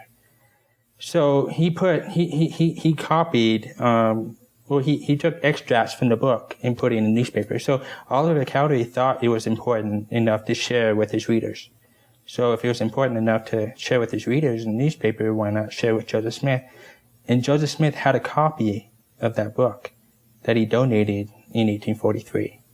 So, you know what I mean? I think there's more to the story with the whole Oliver Cowdery, Joseph Smith working together. So. And that could explain why Oliver Cowdery never denied the Book of Mormon. Yeah, I mean, if he was a co-author, then yeah, a lot of people are like, well, why didn't he deny it? Well, reputation was everything back then, and you know, Oliver Cowdery still had fame. He was well known. A lot of people admired him as well. A lot of people were like, wow, you know, you're one of the witnesses, one of the Book of Mormon scribe, and you knew Joseph Smith. So, you know, Oliver Cowdery, I mean, he couldn't be going out and saying, hey guys, this is all a hoax. By the way, I was involved in it, because it would totally ruin his life. His credibility was everything, because he was a lawyer. So if he were to come out and say, yeah, this is all fraud, and I played my part in it, and I swore, you know, as a witness, in the name of the Father and the Son and the Holy Ghost, you know, like this would have really ruined his credibility. So there's more to the story with the witnesses, you know, all this, you know, these claims, well, these witnesses never denied it. There's more to the story of why they didn't deny it. There's the culture, the reputations, you know what I mean? And we'll talk about that in a sec. Just to close out the Book of Mormon, I don't know exactly what page it's on, but there's this summary that you make, which is that, oh, and by the way, the plates were actually never used in the translation. Like, we forget about that. Like, all the energy that would have gone into, like, killing Laban, bringing the brass plates, smelting metal pages, inscribing by hand, protecting them, passing down from generation to generation, you know, sealing them up in a hole, having an angel deliver the plates, Joseph hiding the plates and protecting them. And then when it comes time... 4 years education with Moroni. He has to go every year before he gets the plates. And then when it comes time to actually translate the Book of Mormon, what? The Book of Mormon we have today, he didn't use the gold plates. He used a rock and a hat. So they weren't even used? They were used for the 116 pages with Martin Harris. But the Allegedly. But the Book of Mormon that we have today, the plates were not used. It was a stone in the hat. Yeah. The same stone in the hat that he and his family, you know, used for their family treasure hunting family business. Yeah. But here's the important thing. A lot of the apologists, especially Fair, what they try to do is they try to make the whole stone in the hat a little bit confusing. They keep throwing words like Yom and Thummim and, you know, the seer stone, and try to make it sound supernatural. This rock was just the rock that Joseph found in his neighbor's property in 1822, a year before Moroni showed up in his bedroom. It's just a common rock that he found in William Chase's property. So there's nothing supernatural or special about it. It didn't come from ancient America. Moroni didn't put it in the hole in Hill Cumorah. It was just a rock that Joseph Smith found. But a lot of people get confused into thinking that it's special because they hear Yom and Thummim or Nephite interpreters, so forth. Yeah. So let's talk briefly about the first vision and the witnesses, only because I think the way you weave those things together, these multiple timelines start to, the whole is greater than the sum of the parts. Like, it's one thing to go, oh, the first vision, the story changes. And if I'm looking at that in isolation, then I'm like, oh, well, yeah, if I retell a story, each time I tell it, it's going to change a little bit. Right. Okay, well, we'll give them a pass on that. And then we have the first, the three witnesses, and we have the priesthood restoration and the dates, and then we have the evolving theology of, for example, God from Trinitarian. Talk about those things as they kind of weave together in a timeline. Sure. And as to how the aggregate of those stories on top of each other is a little bit more significant than in isolation. Yeah. So the correlated version, as everybody knows, is that Joseph Smith had his first vision in 1820 as a result of the revival. Well, first of all, the historical records show that there was no revival in 1820. And second of all, Joseph Smith's family stated that they didn't join Presbyterianism until Alvin Smith died. And Alvin Smith died in 1823. And that matches up with that there was a revival in 1824. So the whole 1820 revival thing doesn't match with the historical record because that's 3 years before Alvin Smith died and 4 years after they joined the family joined, or Lucy Smith and, joined Presbyterianism. So, and then there's the other one where, Joseph Smith tried to join the Methodist Sunday school. He put his name down, after being told 8 years, this was 1828. So 8 years earlier, he supposedly saw God the Father and the Son, who told him that all the churches are an abomination, you know what I mean?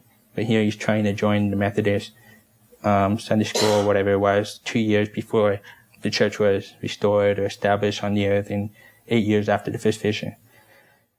Nobody, the members of a church never... Also, the ages, depending on what account, his age changes. Yeah, 14 or 15. But it's only one account that has 15, and the apologists will say, it was the scribe put that in, and I discussed that in debunking, first debunking, my thoughts on that.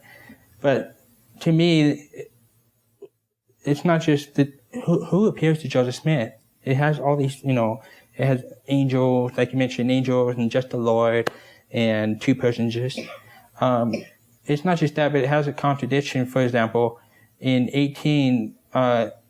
Joseph Smith's handwritten account, in the 1830 account, he states that he read the Bible and he came to the conclusion that the world was lost, like the true church of Jesus Christ, the New Testament church, was no longer on the earth. And then he went to the woods to pray for forgiveness of his sins. In the official... That was the 1832 account, right? Yeah, the first handwritten... This is Joseph Smith's own handwritten account. In the official version, it states that he didn't know which church to join. He was confused. He read James 1 verse 5, if any man lack wisdom, let him ask of God. And he went out to the woods for the purpose of asking which church that he should join. And then he later says, it never entered into my heart that they were all wrong. So you have this contradiction where he studies and he comes to his own conclusion that they're all wrong. Then he goes goes in the woods and asks for forgiveness of his sins. And then you have this other one where he has no idea. He thinks there might be a true church. So he goes into the woods to get the answer, and he's told that they're all an abomination, and then it never occurred to him that they were all wrong. So that's a major contradiction to me.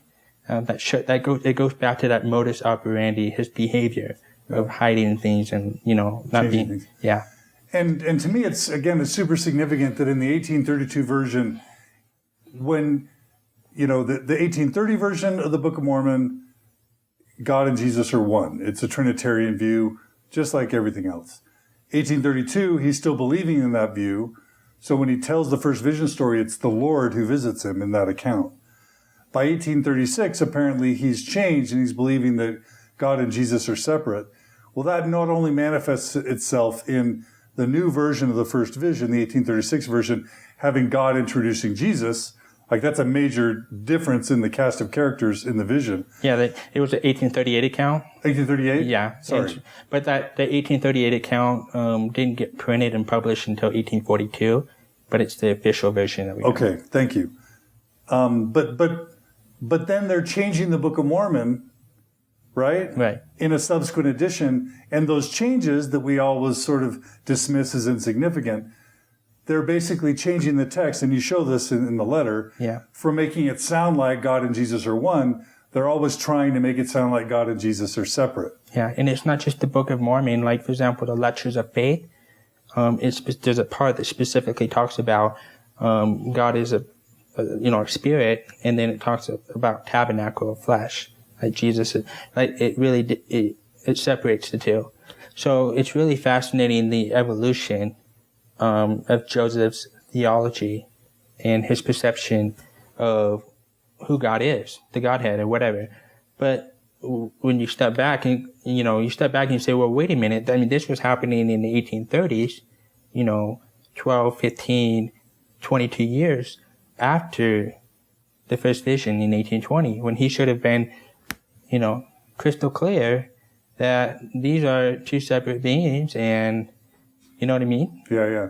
And then for me, the witnesses become really important because, what we think is that Joseph had the vision in 1820. He knows he's got to start a church. He's just patient, doesn't tell anybody, comes out with the Book of Mormon, and then starts the church. But then gets the priesthood, right? Before he actually releases the Book of Mormon, he receives the priesthood. Yeah, but that, it wasn't like, hey guys, I got the priesthood. Like, that stuff didn't come until 1834. And that's my point. When you read David Whitmer's letter that he writes after he's left the church, what does he say basically? He said, never heard of it. Never heard of what? That the Aaronic priesthood, or John the Baptist coming to confer the priesthood to Joseph Smith and all the category. So one of the founders of the church, one of the three witnesses, is saying this stuff about Aaronic and Melchizedek priesthood, we went 5 years and never talked about it. Yeah, well, David Whitmer, I mean, he was one of the guys that was involved. And I mean, he was there during the Book of Mormon translation and when the church was restored. So it's not like he was just some guy that sat in the back pews. I mean, he was involved in the development of the church. And it's very telling that he's saying that I've never heard of any priesthood before 1834.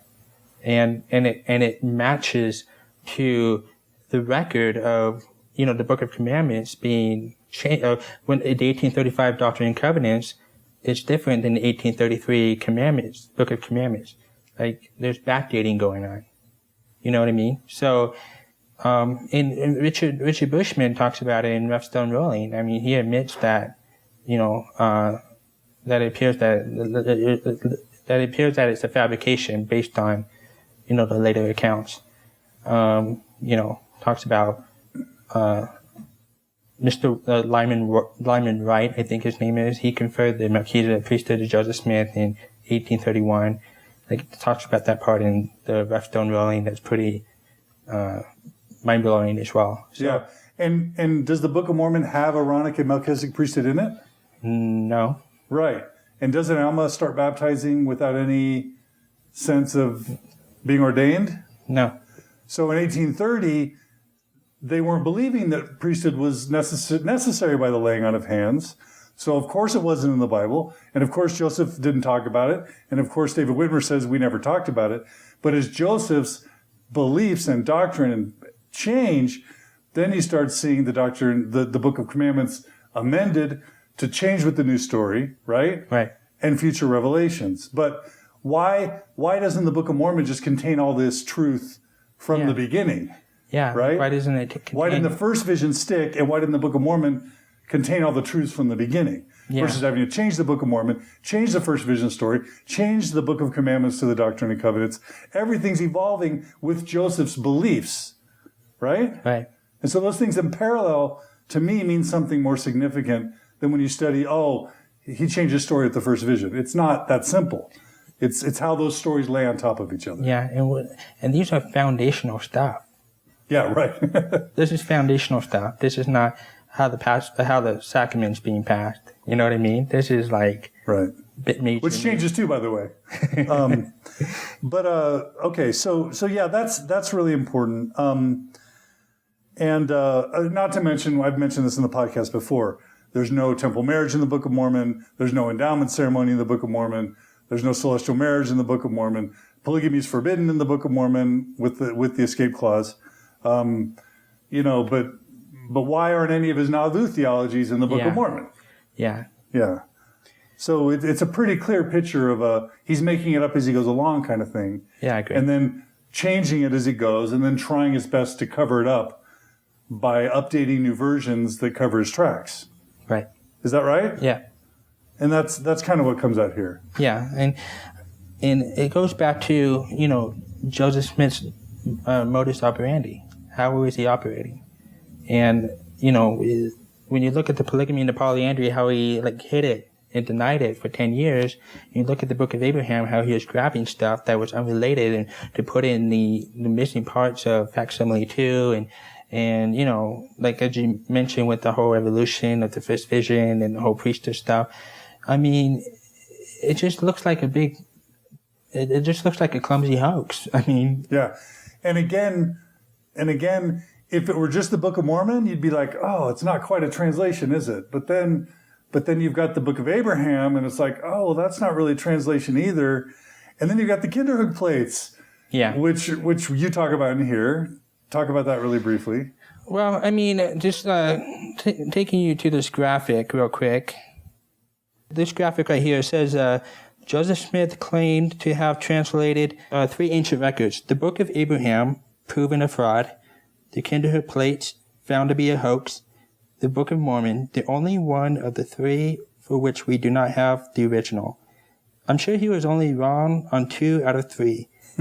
After all, wouldn't you buy a 3rd car from a man who had already sold you two clunkers? Right. So that kind of gives you why it's important. Yeah. Talk briefly about what's most troubling to you about polygamy, or Joseph's practice of polygamy. The polyandry and the marriage of the 14-year-old girls. One of the... it's only one, right? No, 2. Okay. So one of them was Helen Mar Kimball, and the other one was, I can't remember, I think her first name was Nancy.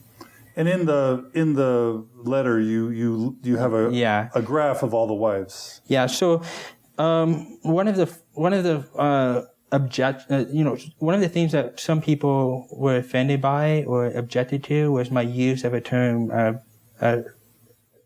pedophilia. And they were like, well, Joseph Smith wasn't a pedophile just because he married 14-year-old girls. And I responded to that on my website. But basically, pedophilia is a sexual attraction of girls before puberty or during puberty. So in the 19th century, girls, they had their puberty around 14, 15 years old. So this was before or during puberty that Joseph Smith married these 14-year-old girls. And the only justification based on the, polygamy rule book of 132, Doctrine and Covenants 132, is the only justification for polygamy is to multiply and replenish the earth, bear the seeds of bear the souls of men and raise seed. So the only justifiable reason for Joseph marrying 14-year-old girls was to basically have sexual relations with them. So to me, it's pedophilic because he was marrying these 14-year-old girls for the purpose of having sex and having children with them. But in the 19th century, they were either about to or were in the process of puberty. So that's why I use that term. You mentioned being troubled by the coercion that was used. It really stuck out to me as I was preparing for this podcast. Not only did he tell the girls apparently that they might lose their souls if they said no. Well, like Helen Mar Kimball, it was pressure that she had to marry Joseph because for her family's salvation and exaltation. Right. So he's basically saying to the parents, "Let me have your daughter, and I promise you eternal life." Yeah, and then they in turn are putting the pressure on this 14-year-old girl that this is a Mormon home and a Mormon family, and she feels obligated to follow this prophet, and her dad, who is And then there's a backstory with the dad, Heber C. Kimball. Joseph Smith tried to marry his wife. The apologists tried to portray this as, well, the Kimballs and Heber C. Kimball, he wanted to dynastically seal himself and his family to Joseph Smith. But when you read the account about how Joseph Smith asked Heber C. Kimball for his wife, he was so troubled by it that he didn't eat or sleep for 3 days. So that doesn't sound like somebody that wanted, this doesn't sound like an innocent sealing that had no effect. It sounded like he was wanted to marry his wife in a literal sense of a term. Yeah. And of course he was denying it, lying about it, hiding it from Emma. Yeah. All this stuff is problematic. He wasn't following the prescribed rules of D&C 132. It's very clear, the wife needs to approve and they need to be virgins, right?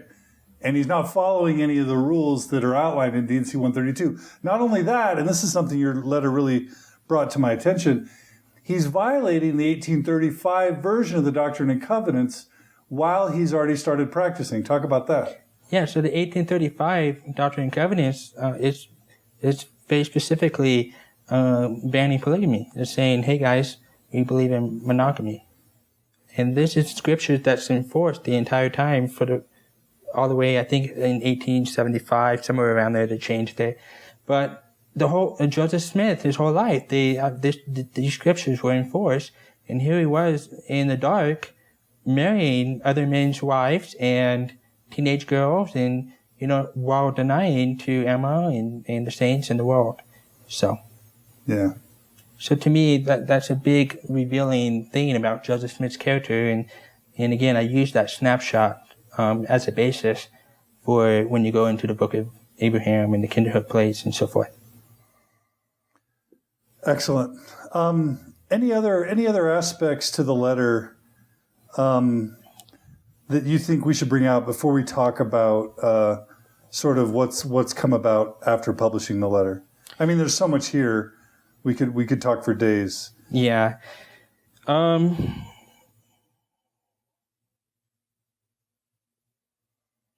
I think we pretty much, I think it's pretty straightforward. I think the reason why the CES letter appeals to a lot of people is that it doesn't just hone in and focus on each specific issue. It also takes a step back. You take a step back and it ties it up from a big point of view. My letter is not meant to be a one-stop, all-comprehensive, you're done with your research type thing. My letter is meant to introduce you to the problems and issues, and then you go from there and you look at the sources and you confirm the sources for yourself, and you read the sources, different books and different, just do the research. It's basically kind of like a launching ground for people that are just getting exposed to these issues. So I just want to make that clear. It's not meant to, okay, once you read this, then you're an expert on all the problems of Mormonism. Sure. So talk a bit about the positive response before we talk about FAIR. How many emails do you think you've received? Thousands. Thousands? Yeah. In a year? Well, ever since the CES letter got released in April 2013, I just get lots of emails, and it's really just being on the front line of real suffering, real confusion and heartache. A lot of people are like, I've had emails where, a gentleman, for example, he emailed me, he said, when I first came out to my wife that I had doubts, it really devastated her, and she was just, it was just traumatic. And for, weeks, it was just really miserable. The word divorce was being thrown around, and I was just really worried about my marriage. And so kind of as a last, push, I asked her to read the CES letter, and she agreed to read it. So after she read it and looked at the sources, read what FAIR has to say, and read my debunking FAIR's debunking, she was done. So the word divorce was to stop being thrown around. They're recovering, moving on with their lives. So to me, that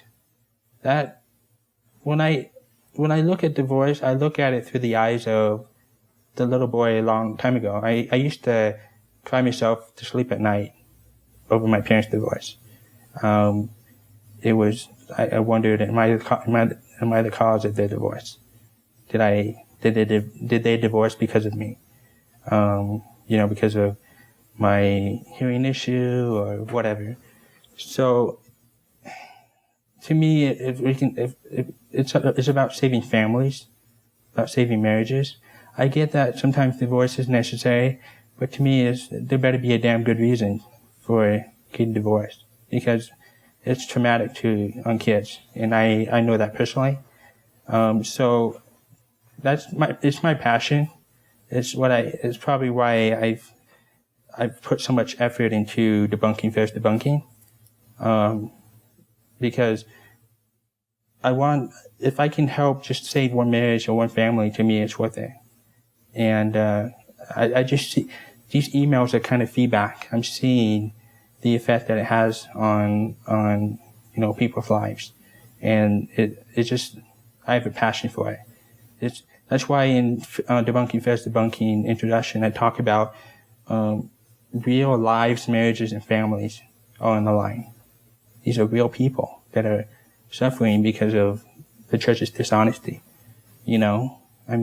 Joseph Smith's rock and a hat thing is a fact. And when a husband goes to his wife and says, Joseph didn't use the gold plates, he used the rock and a hat. And the wife says, no, that's anti-Mormon. That's not true. He used gold plates. Well, what's the problem here? The problem is she didn't get the memo. The church didn't give her the memo. So you have this married couple that are clashing, and they both think they're right. You know what I mean? It's just dishonest. And so my goal is to just bring out the honesty. Let's make this honest, because we can't afford to be having all these marriages and families getting destroyed over Joseph Smith and Joseph Smith's religion.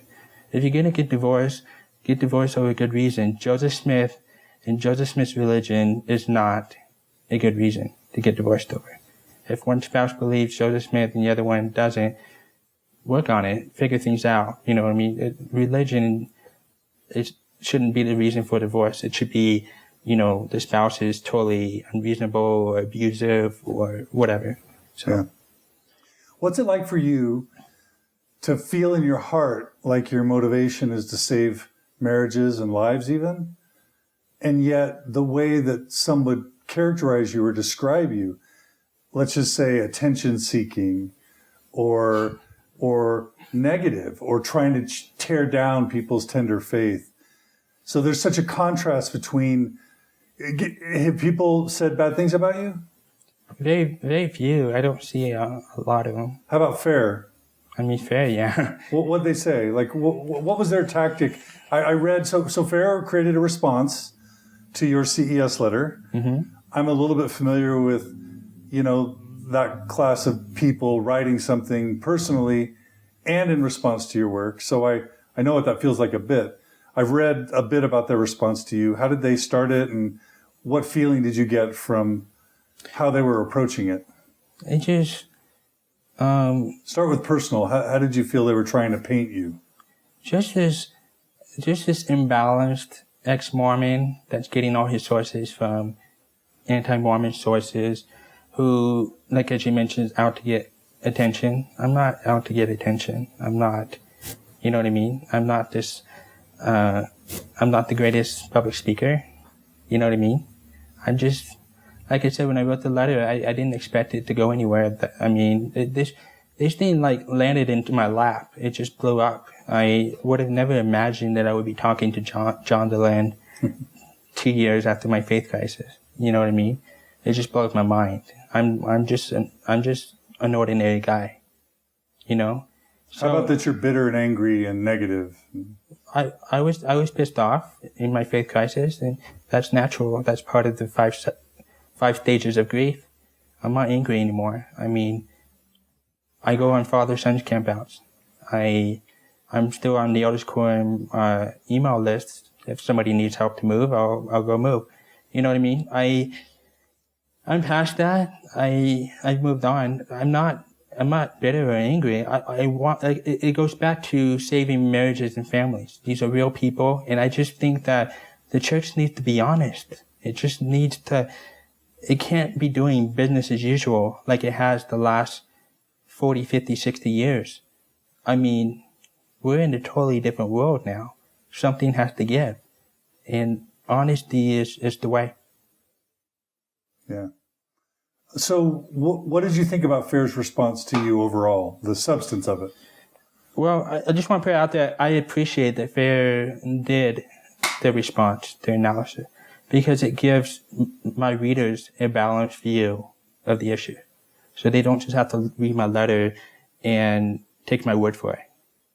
So, for example, the rock and a hat stuff, they can see FAIR's response that FAIR confirms that Joseph Smith really used the rock and a hat.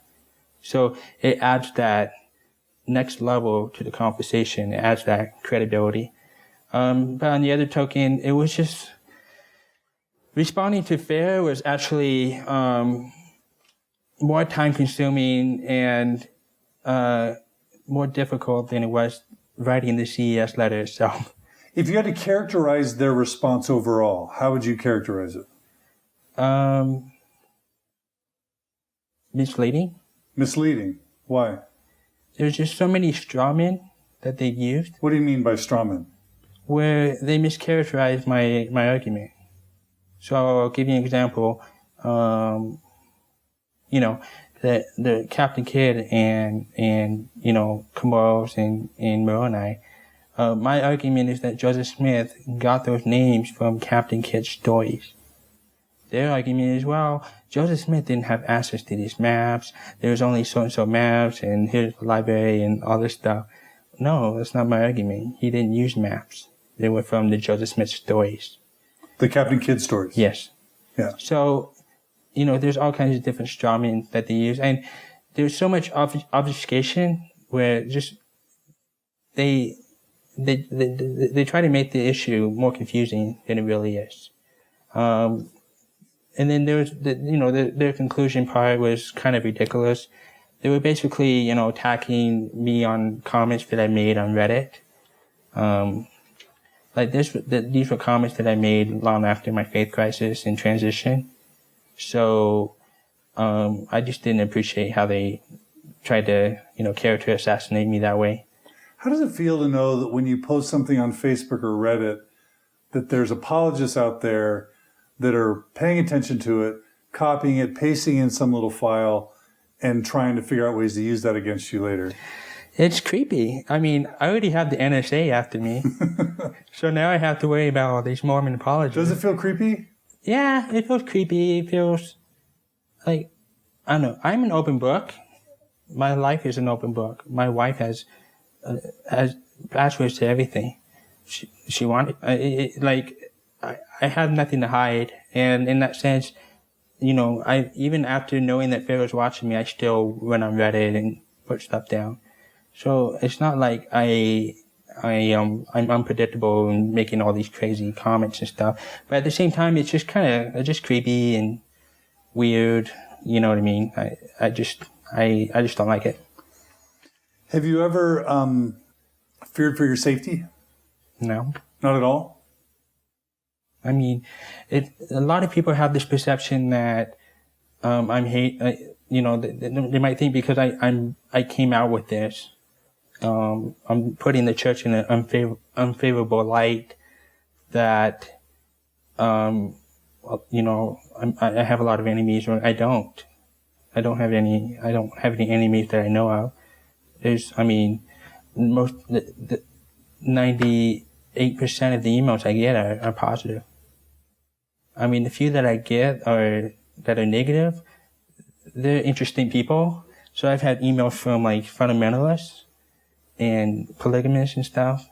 And then I had a few from really strong believers that, say I'm not giving, the nuance that it deserves. Or when I ask what they mean by that, they don't really give me examples.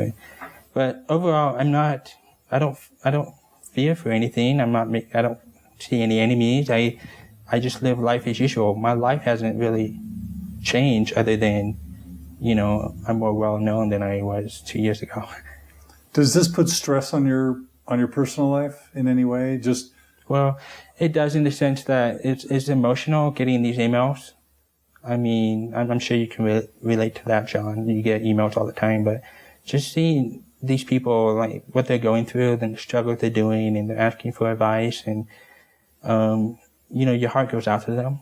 So it's emotionally draining in that sense. It's a little bit. It was stressful with FAIR, dealing with their, just dealing with them the last 6 months. I mean, almost every night until like 3 a.m, I was working on this. My weekends, goodbye, But it's calmed down a lot since then. Why did you feel so necessary to do such an exhaustive response to FAIR? Like, I didn't even read, I may get in trouble for saying this, I didn't even read Gregory Smith's 100-page article about me. I didn't even read it. Like, not because I was scared, or I just didn't think it was worth the time. Yeah. Well, my faith crisis in transition was prolonged because of FAIR. Because just going through all this stuff and, just, to me, it can be very confusing. There's so much research and all that. So to me, I saw this as an opportunity to provide that source for people to go to see, okay, FAIR says this. I say this. Here's the donut. Here's how much we... Yeah, you've got these donut graphics in your response to FAIR, not only overall, but also broken out by section, where you specify to what percent did they agree with you, to what percent did they just not respond, and then to what percent did they disagree with you. And it's overwhelmingly what?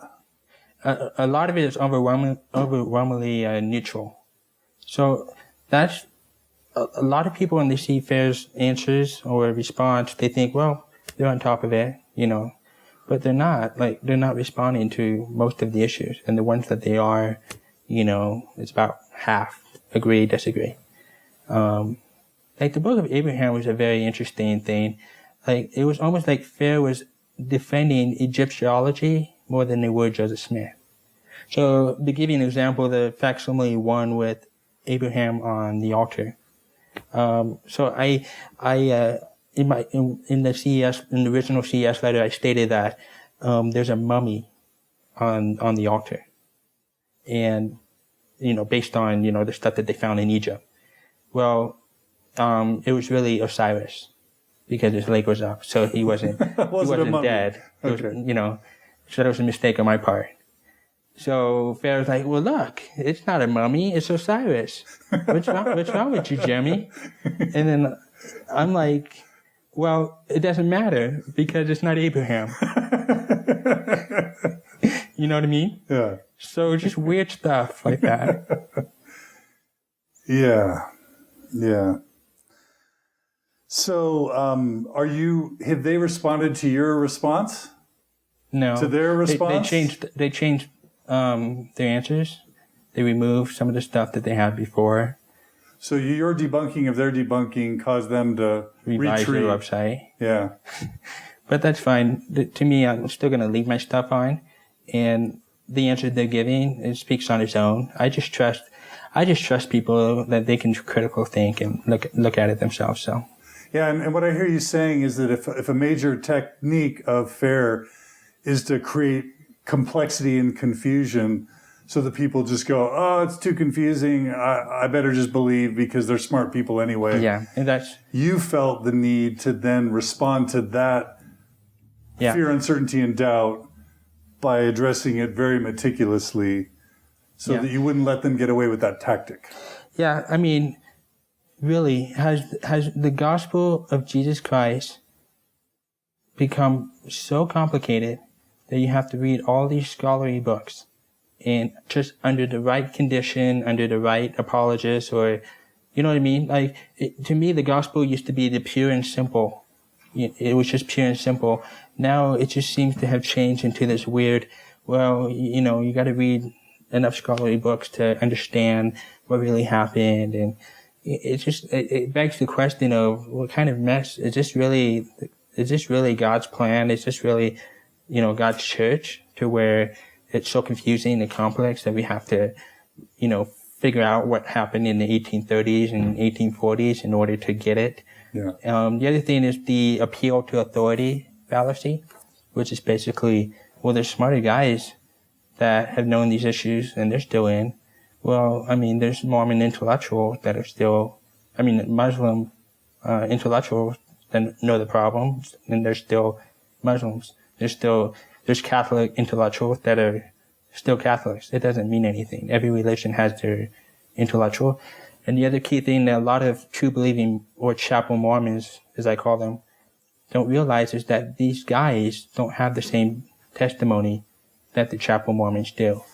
You hear stuff like, I like Mormonism, I like what it does for my life, or Joseph Smith introduced the God, that really appeals to me. It's almost like a country club to these guys, you know what I mean? You don't hear stuff like...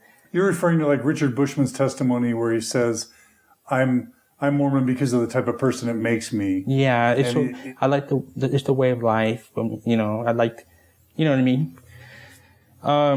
You don't hear stuff like, I know with every fiber of my being that Joseph Smith saw God the Father in Jesus Christ, that the Book of Mormon is a literal history of the Americas, or, you know what I mean? You don't hear that kind of stuff. It's a different testimony. It's not the same.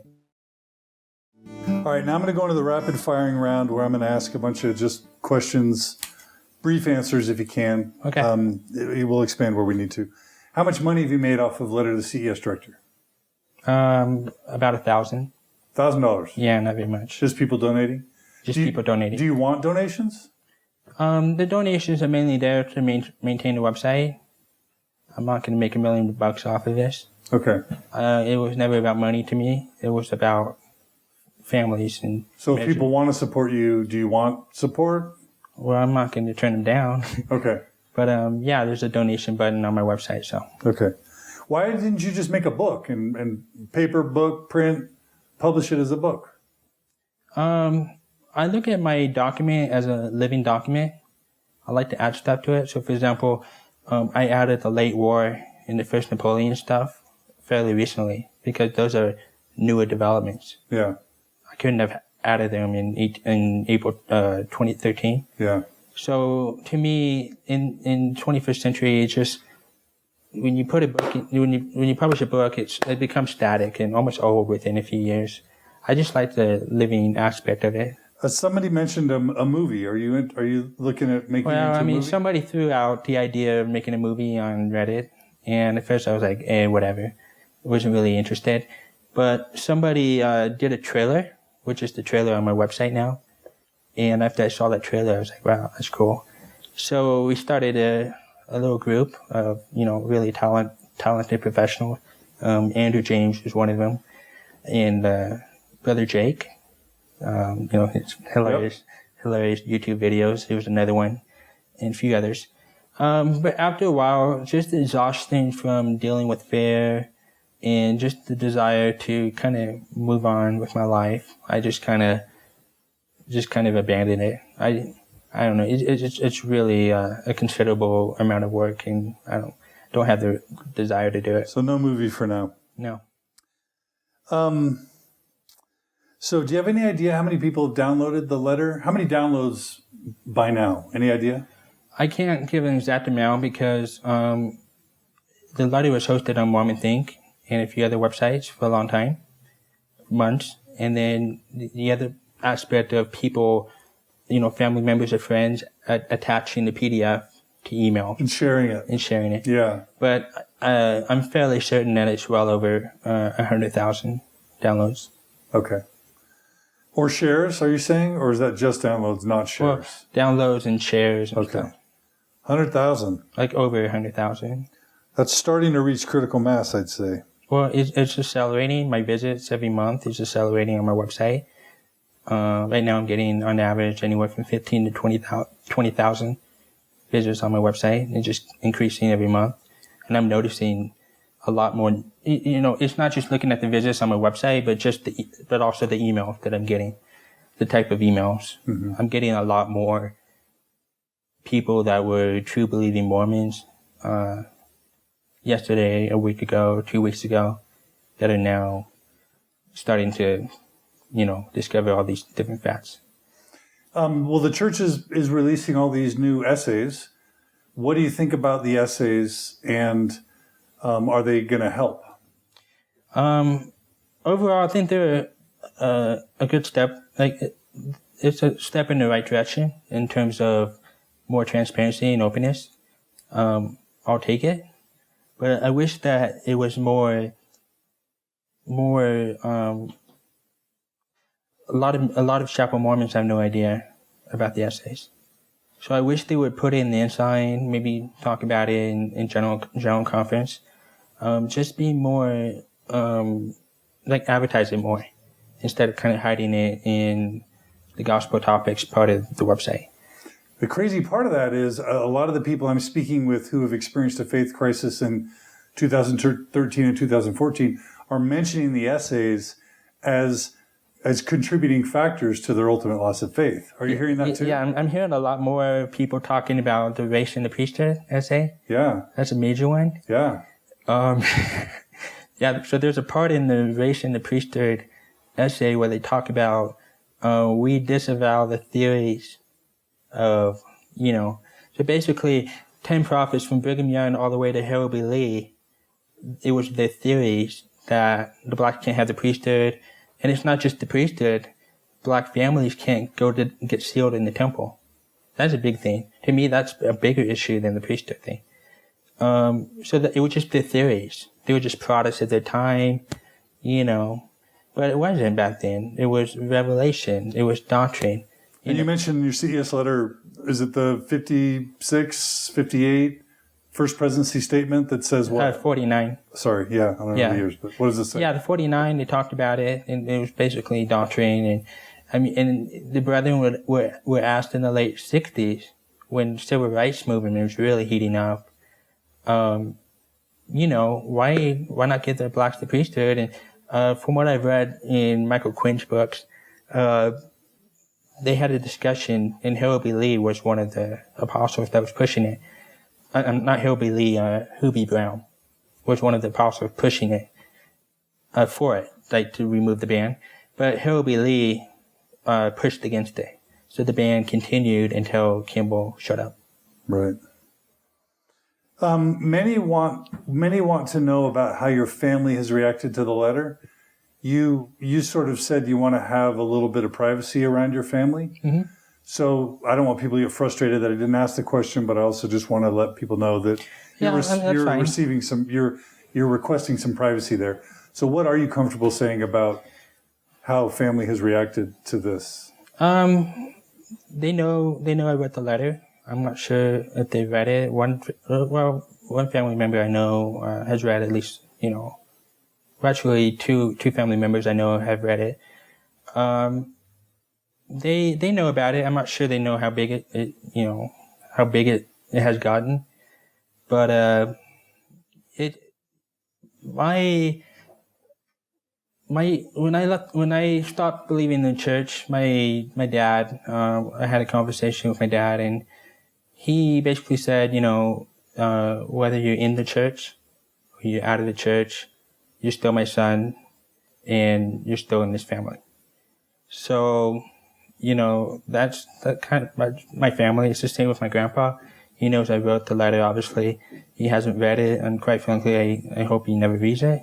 He's just 85 years old. But they don't throw away family over ideology. Your blood. And so I really appreciate that with my family. Someone mentioned that, and we're not going to, you would rather not, just for the record, you'd rather not talk about, your wife and kids, that kind of stuff. Yeah, I prefer not to. Okay. So I just, and I respect that. You've mentioned a little bit wanting to step away from kind of post-Mormon stuff. Mm-hmm. And yet here you are with me. And do you ever feel like you go back and forth on that a little bit?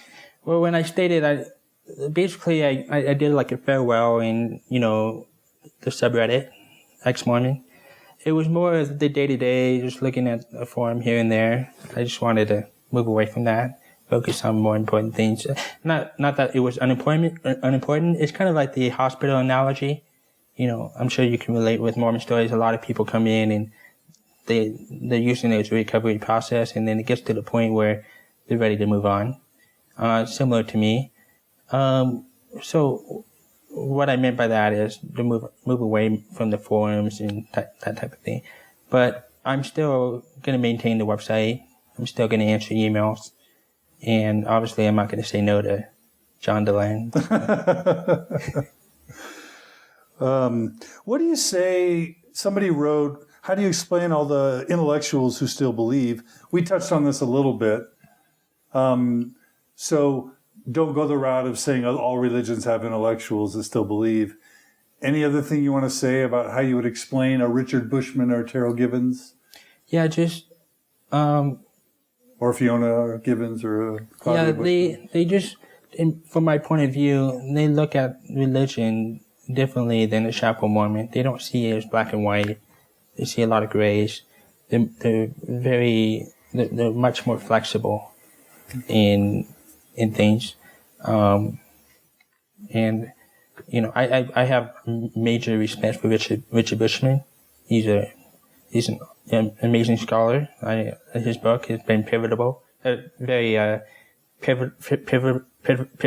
and important to me. So and he's pushing for honesty. So, for example, he has a problem with the church showing the art of the Book of Mormon translation, putting the fingers over the gold plates. The pictures on the bulletin boards. He has a problem with that. He thinks we need to stop doing that. He thinks we need to not necessarily show more pictures of the rock and the hat thing, but to teach the children how it really happened. So I respect him. I see him as pushing for honesty. His book, Rough Stone Rolling, has really, to me, changed Mormonism the last decade.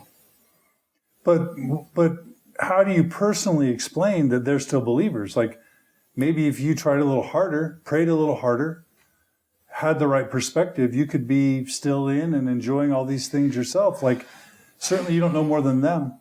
Well, the way I see it is that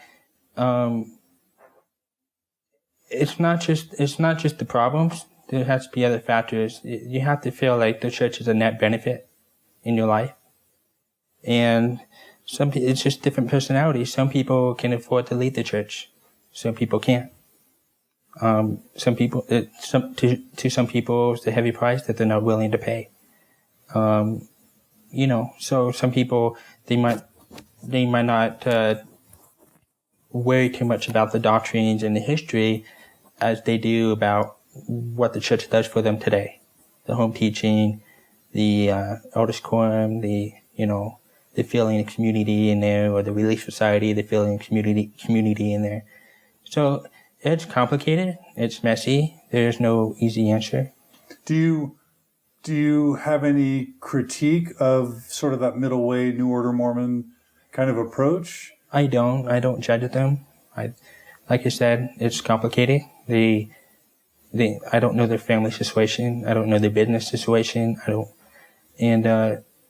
I think my hat goes out. I tip my hat to them in the sense that, if they're able to know the issues and still go to church, that's pretty difficult. Sitting through, for example, Sunday school, how Joseph Smith translated the Book of Mormon, you're just sitting there like, no, that's not what happened. It's really, to me, it's Chinese torture. You know what I mean? So I don't judge them. They have the reasons for doing it. And if it works for them, it works for them. How many hours do you think you went into writing Letter to the CES Director and the response? I researched for 2 years and did research that first year. In terms of the actual writing the CES Letter, I would say that it was probably about a month. And then Fair's debunking was about 6 months of late nights and weekends. And part of the problem is they kept changing their answers, and it got to the point where I was like, you know what, I'm just going to chain it here.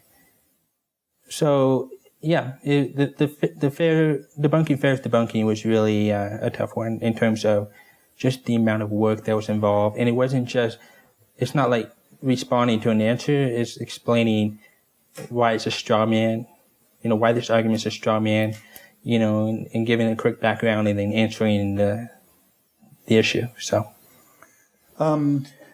would your goal be that somehow a copy of the letter get in the hands of every Mormon across the world?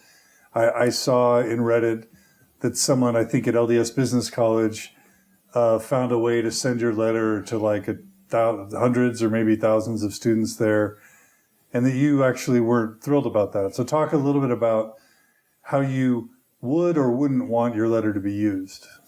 Well, so basically it started about a month and a half ago, where somebody actually wrote on a bulletin board page or whatever, visit CESletter.com.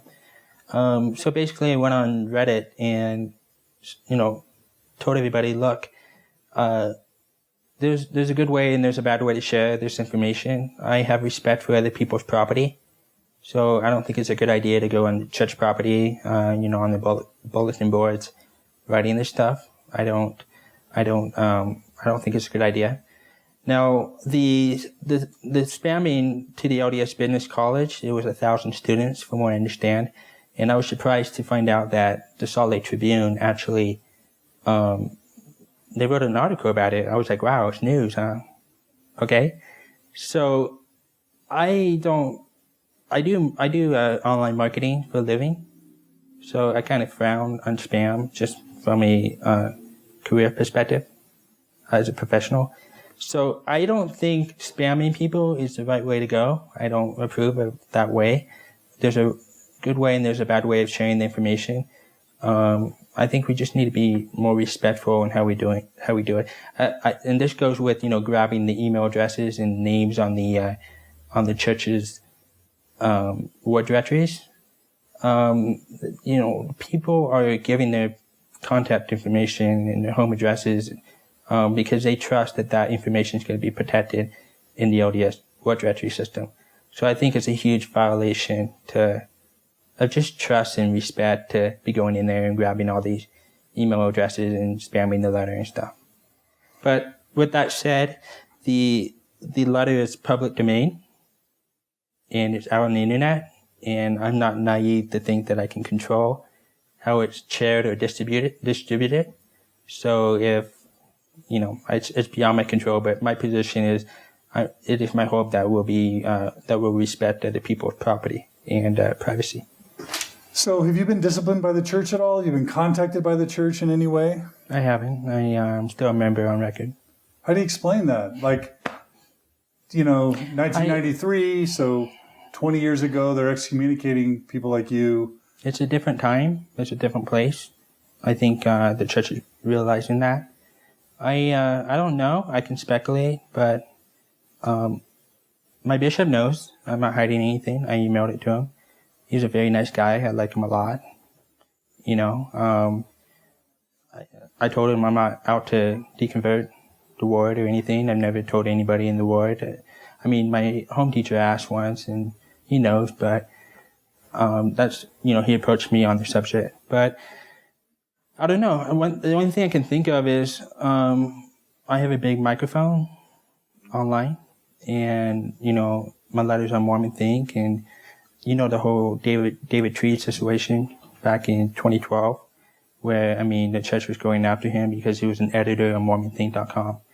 And so I think that blew up in the church's face because of the number of newspapers and media outlets that were covering it. So I think the church realized that, they got to be more careful in terms of who they chase. But I think we're entering a different time now. I think the church is accepting that due to, social media and the internet, they're just going to have more criticism. And it's not 1993 anymore. It's unrealistic to be going after everybody that, has a negative opinion here and there about certain doctrines and whatever. I think the internet changing everything, and I think that's evident with the essays. That's evident with the Joseph Smith papers. That's evident with the Uchtdorf October 2013 talk.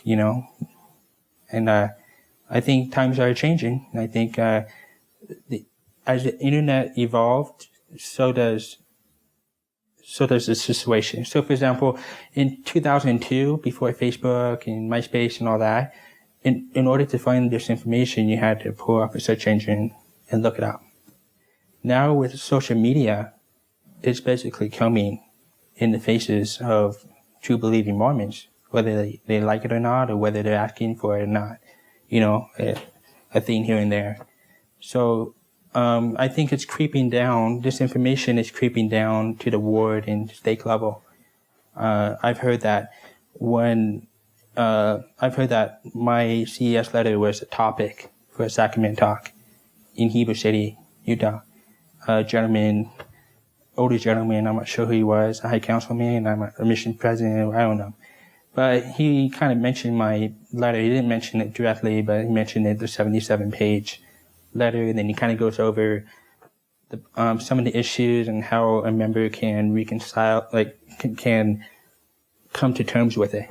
So that kind of fascinated. I've also heard that, Marlon King Jensen was given a letter by members in New York. I'm not sure if that's correct information. So the internet's really changing things. It's going to be really fascinating what happens in the next 5, 10, 20 years, how the church is going to change. It has to change. It's going to change because it's like the blacks in the priesthood and polygamy in 1890. If the church doesn't change, society is going to change it. I mean, the rising generation, they're more sophisticated. My 7-year-old, he's obsessed with Minecraft, and he wants to figure out stuff. So when he has a question, he pulls up Google, and he looks up, and he finds a website with different tricks or tips on how to do this and that in Minecraft. And he keeps that window open with his window on Minecraft. Or if he has a question, he grabs my phone and clicks on Google. And this is the generation that the church is facing. They're facing right now.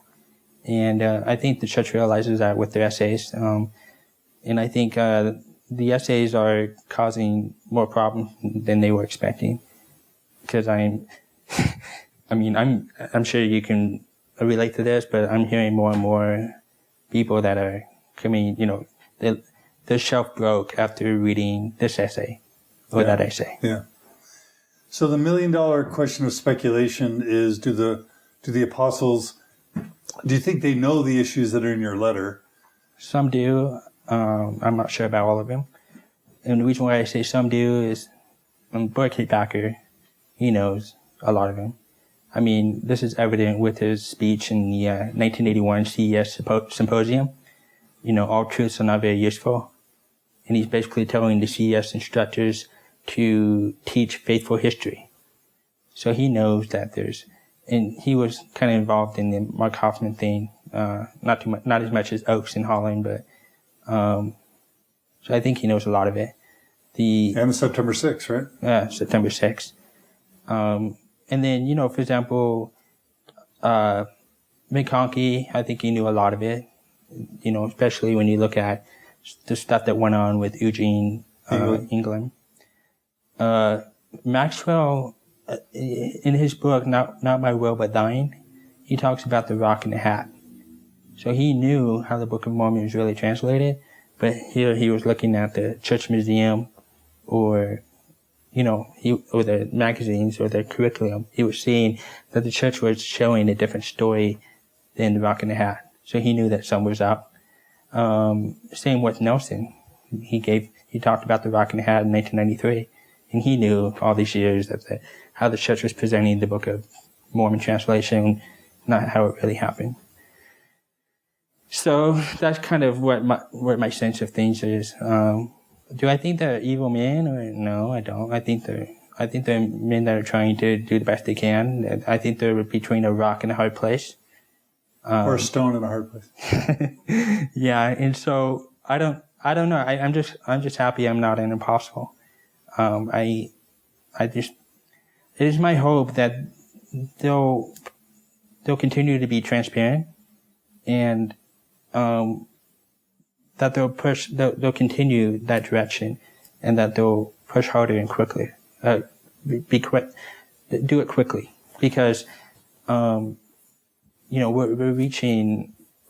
We're reaching a point where things are really going to blow up. I mean, the dam is breaking, so to speak. Well, how do you see it? How do you see it playing out?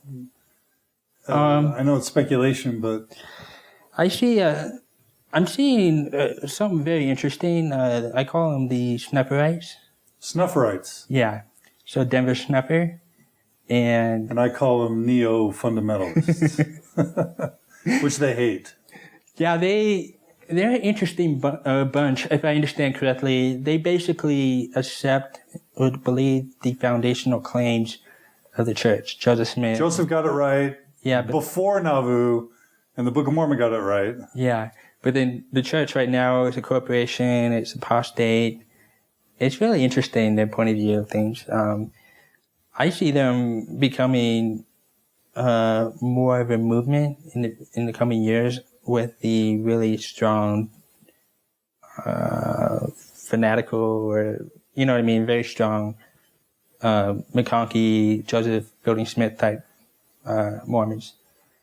I see the LDS Church as a model for how things are. For what? For weakening itself, or for doing the right thing? Well, I see them as both. They did the right thing. I mentioned in my Debunking Fairs Debunking introduction about how in the 60s it was a crossroads. Yeah.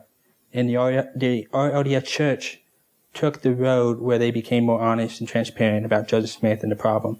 And, the woman got the priesthood in 84, and then the first non-Smith prophet in 96, and then the church changed its name, and it's more Protestant now. And then the LDS Church did the complete opposite. I see the church down the road. We're stronger now than they are. They are? They are. We are. We're stronger. Right. I see that. They're weaker than they were. Right. Because as a result who made the right decision? I think they did, because at the end of the day, honesty is the best policy. You can't keep being dishonest to people. But what if they're preserving a structure that allows great individuals to be raised and produced, and great families to have a great experience? So it's a little bit like the Village, the movie The Village by M. Night Shyamalan Ding Dong, or The Truman Show. Mm-hmm. But what goes on in that little bubble is really good. No, it's not really good. It's fake. It's not real. It's not. And this whole argument that the church does great things, it doesn't. It's still a fundamentalist black and white religion. I don't agree that little children should be put in a closed door room with a middle-aged man asking them sexual questions. You know what I mean? I don't think that's right. Misrepresenting history and the doctrines while telling people that they have to pay 10% of their income. You know what I mean? I think the church, by being honest, the church is going to lose tithing. It's going to lose members. But that's just the natural consequence of whitewashing and misrepresenting your history. It's just the price that's going to have to be paid. I don't think Mormonism is going to go away. I think it's going to be smaller, less vibrant as it was back in, the 70s, 80s, 90s. Will it continue to grow numbers-wise? It might in Latin America, Africa, Philippines. Yeah, but as they become more developed with the internet and information comes out, you know what I mean? But I see the developed countries like, the United States go in the direction of Sweden, where the church is basically collapsing in Sweden. So, I don't know. I think it's going to be very interesting, but the bottom line is all the church can do really is be honest about it and let the ships fall where they may. But we know on this planet that's usually not how it works. They fight to the death, keep the status quo, especially when you're getting like 8 billion or 7 billion in tithing revenue every year, and you got all these investments like BYU and City Creek and so forth, all the temples. But I see more offshoots.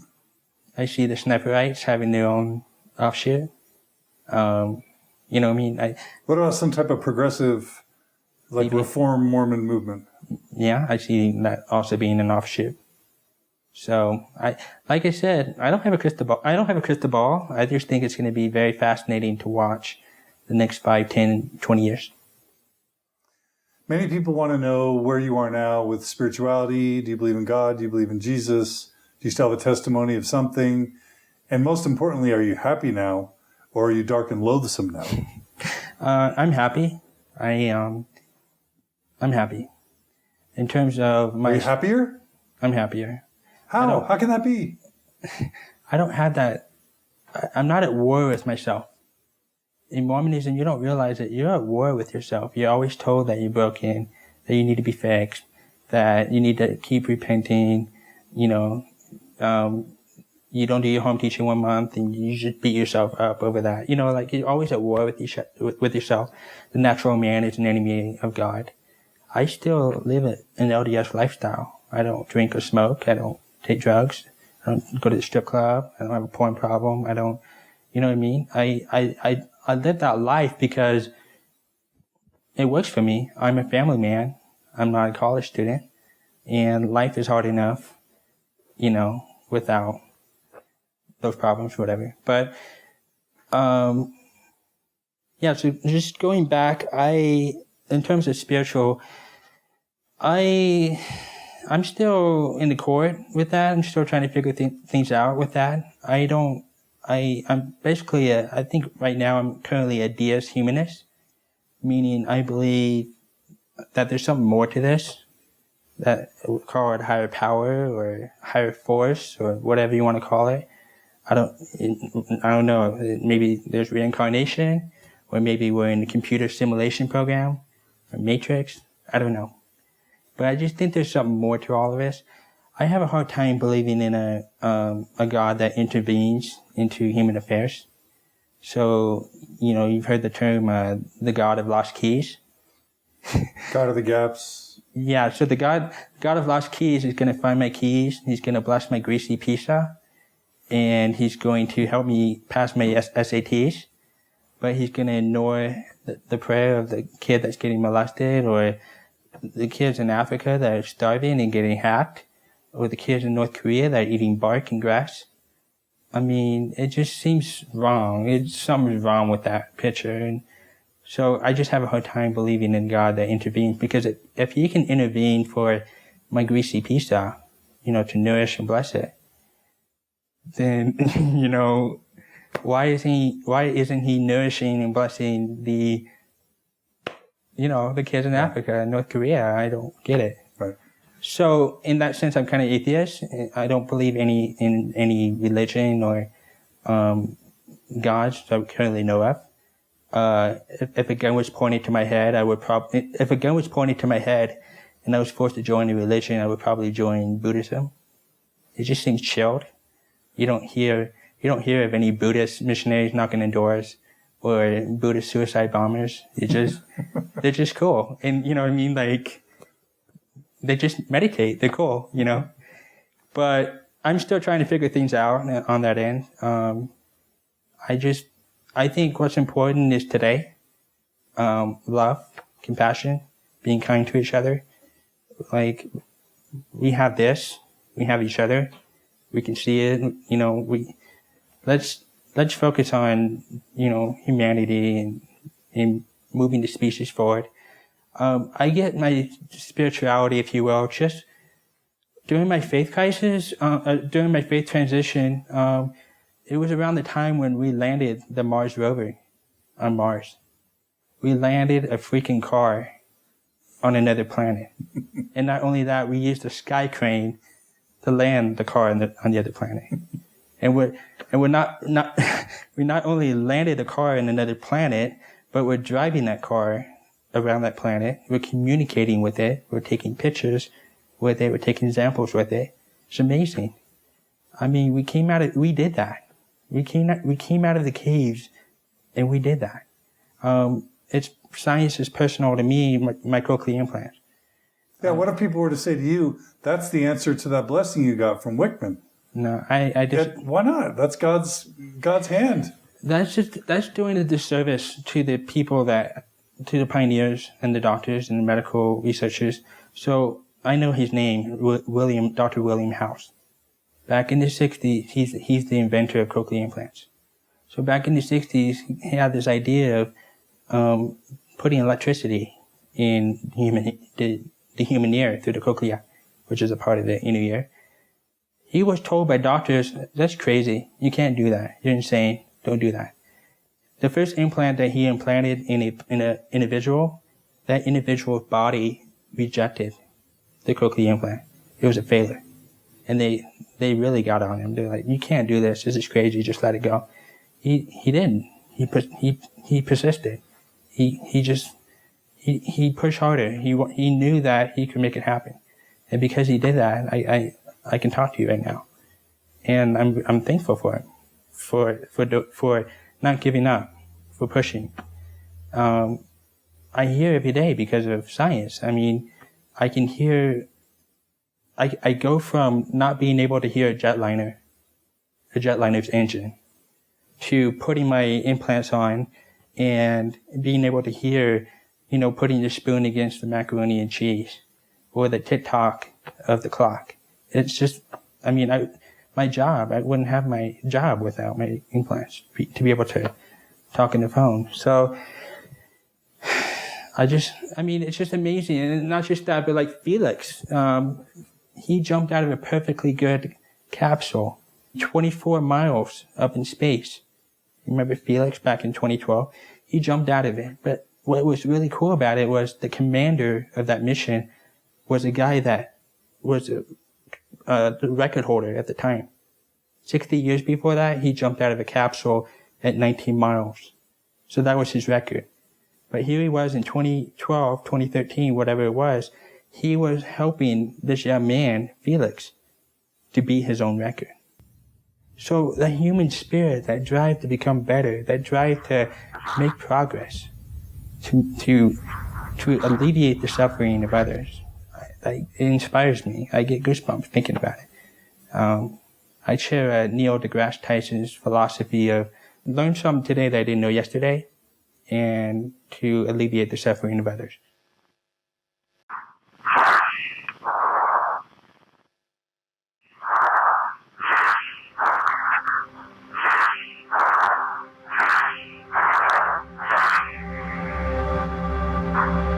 So there are people out there who are scared, and they're scared for two main reasons. One is they're scared that life will get worse if they move away from a Orthodox believing perspective or leave the church. Yeah. And the second is their marriage is on the brink, where one is struggling and when one is still believing. What would you recommend? What would you say to those two classes of people? It's normal to be scared, but it's worth it. It's worth it. It's not going to be easy. There's going to be a roller coaster that you have to strap and put your seatbelt on and ride it for a couple of months. But it's temporary, and it gets better. When you're in a religion a fundamentalist religion, black and white religion, it's easy to see the world in terms of, your Mormon filters. You don't know anything else. But if you just take that leap of faith and just be honest, like just really ask the hard questions and be open to the answers, eventually life is going to be better. But of course, you're going to have to go through the different stages of grief because you're changing a paradigm. You're changing the way of life.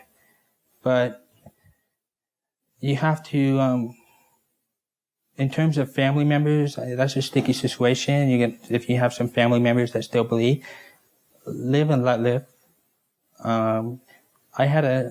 It was hard for me in the beginning of my faith crisis with my own family because Elder Runnels showed up.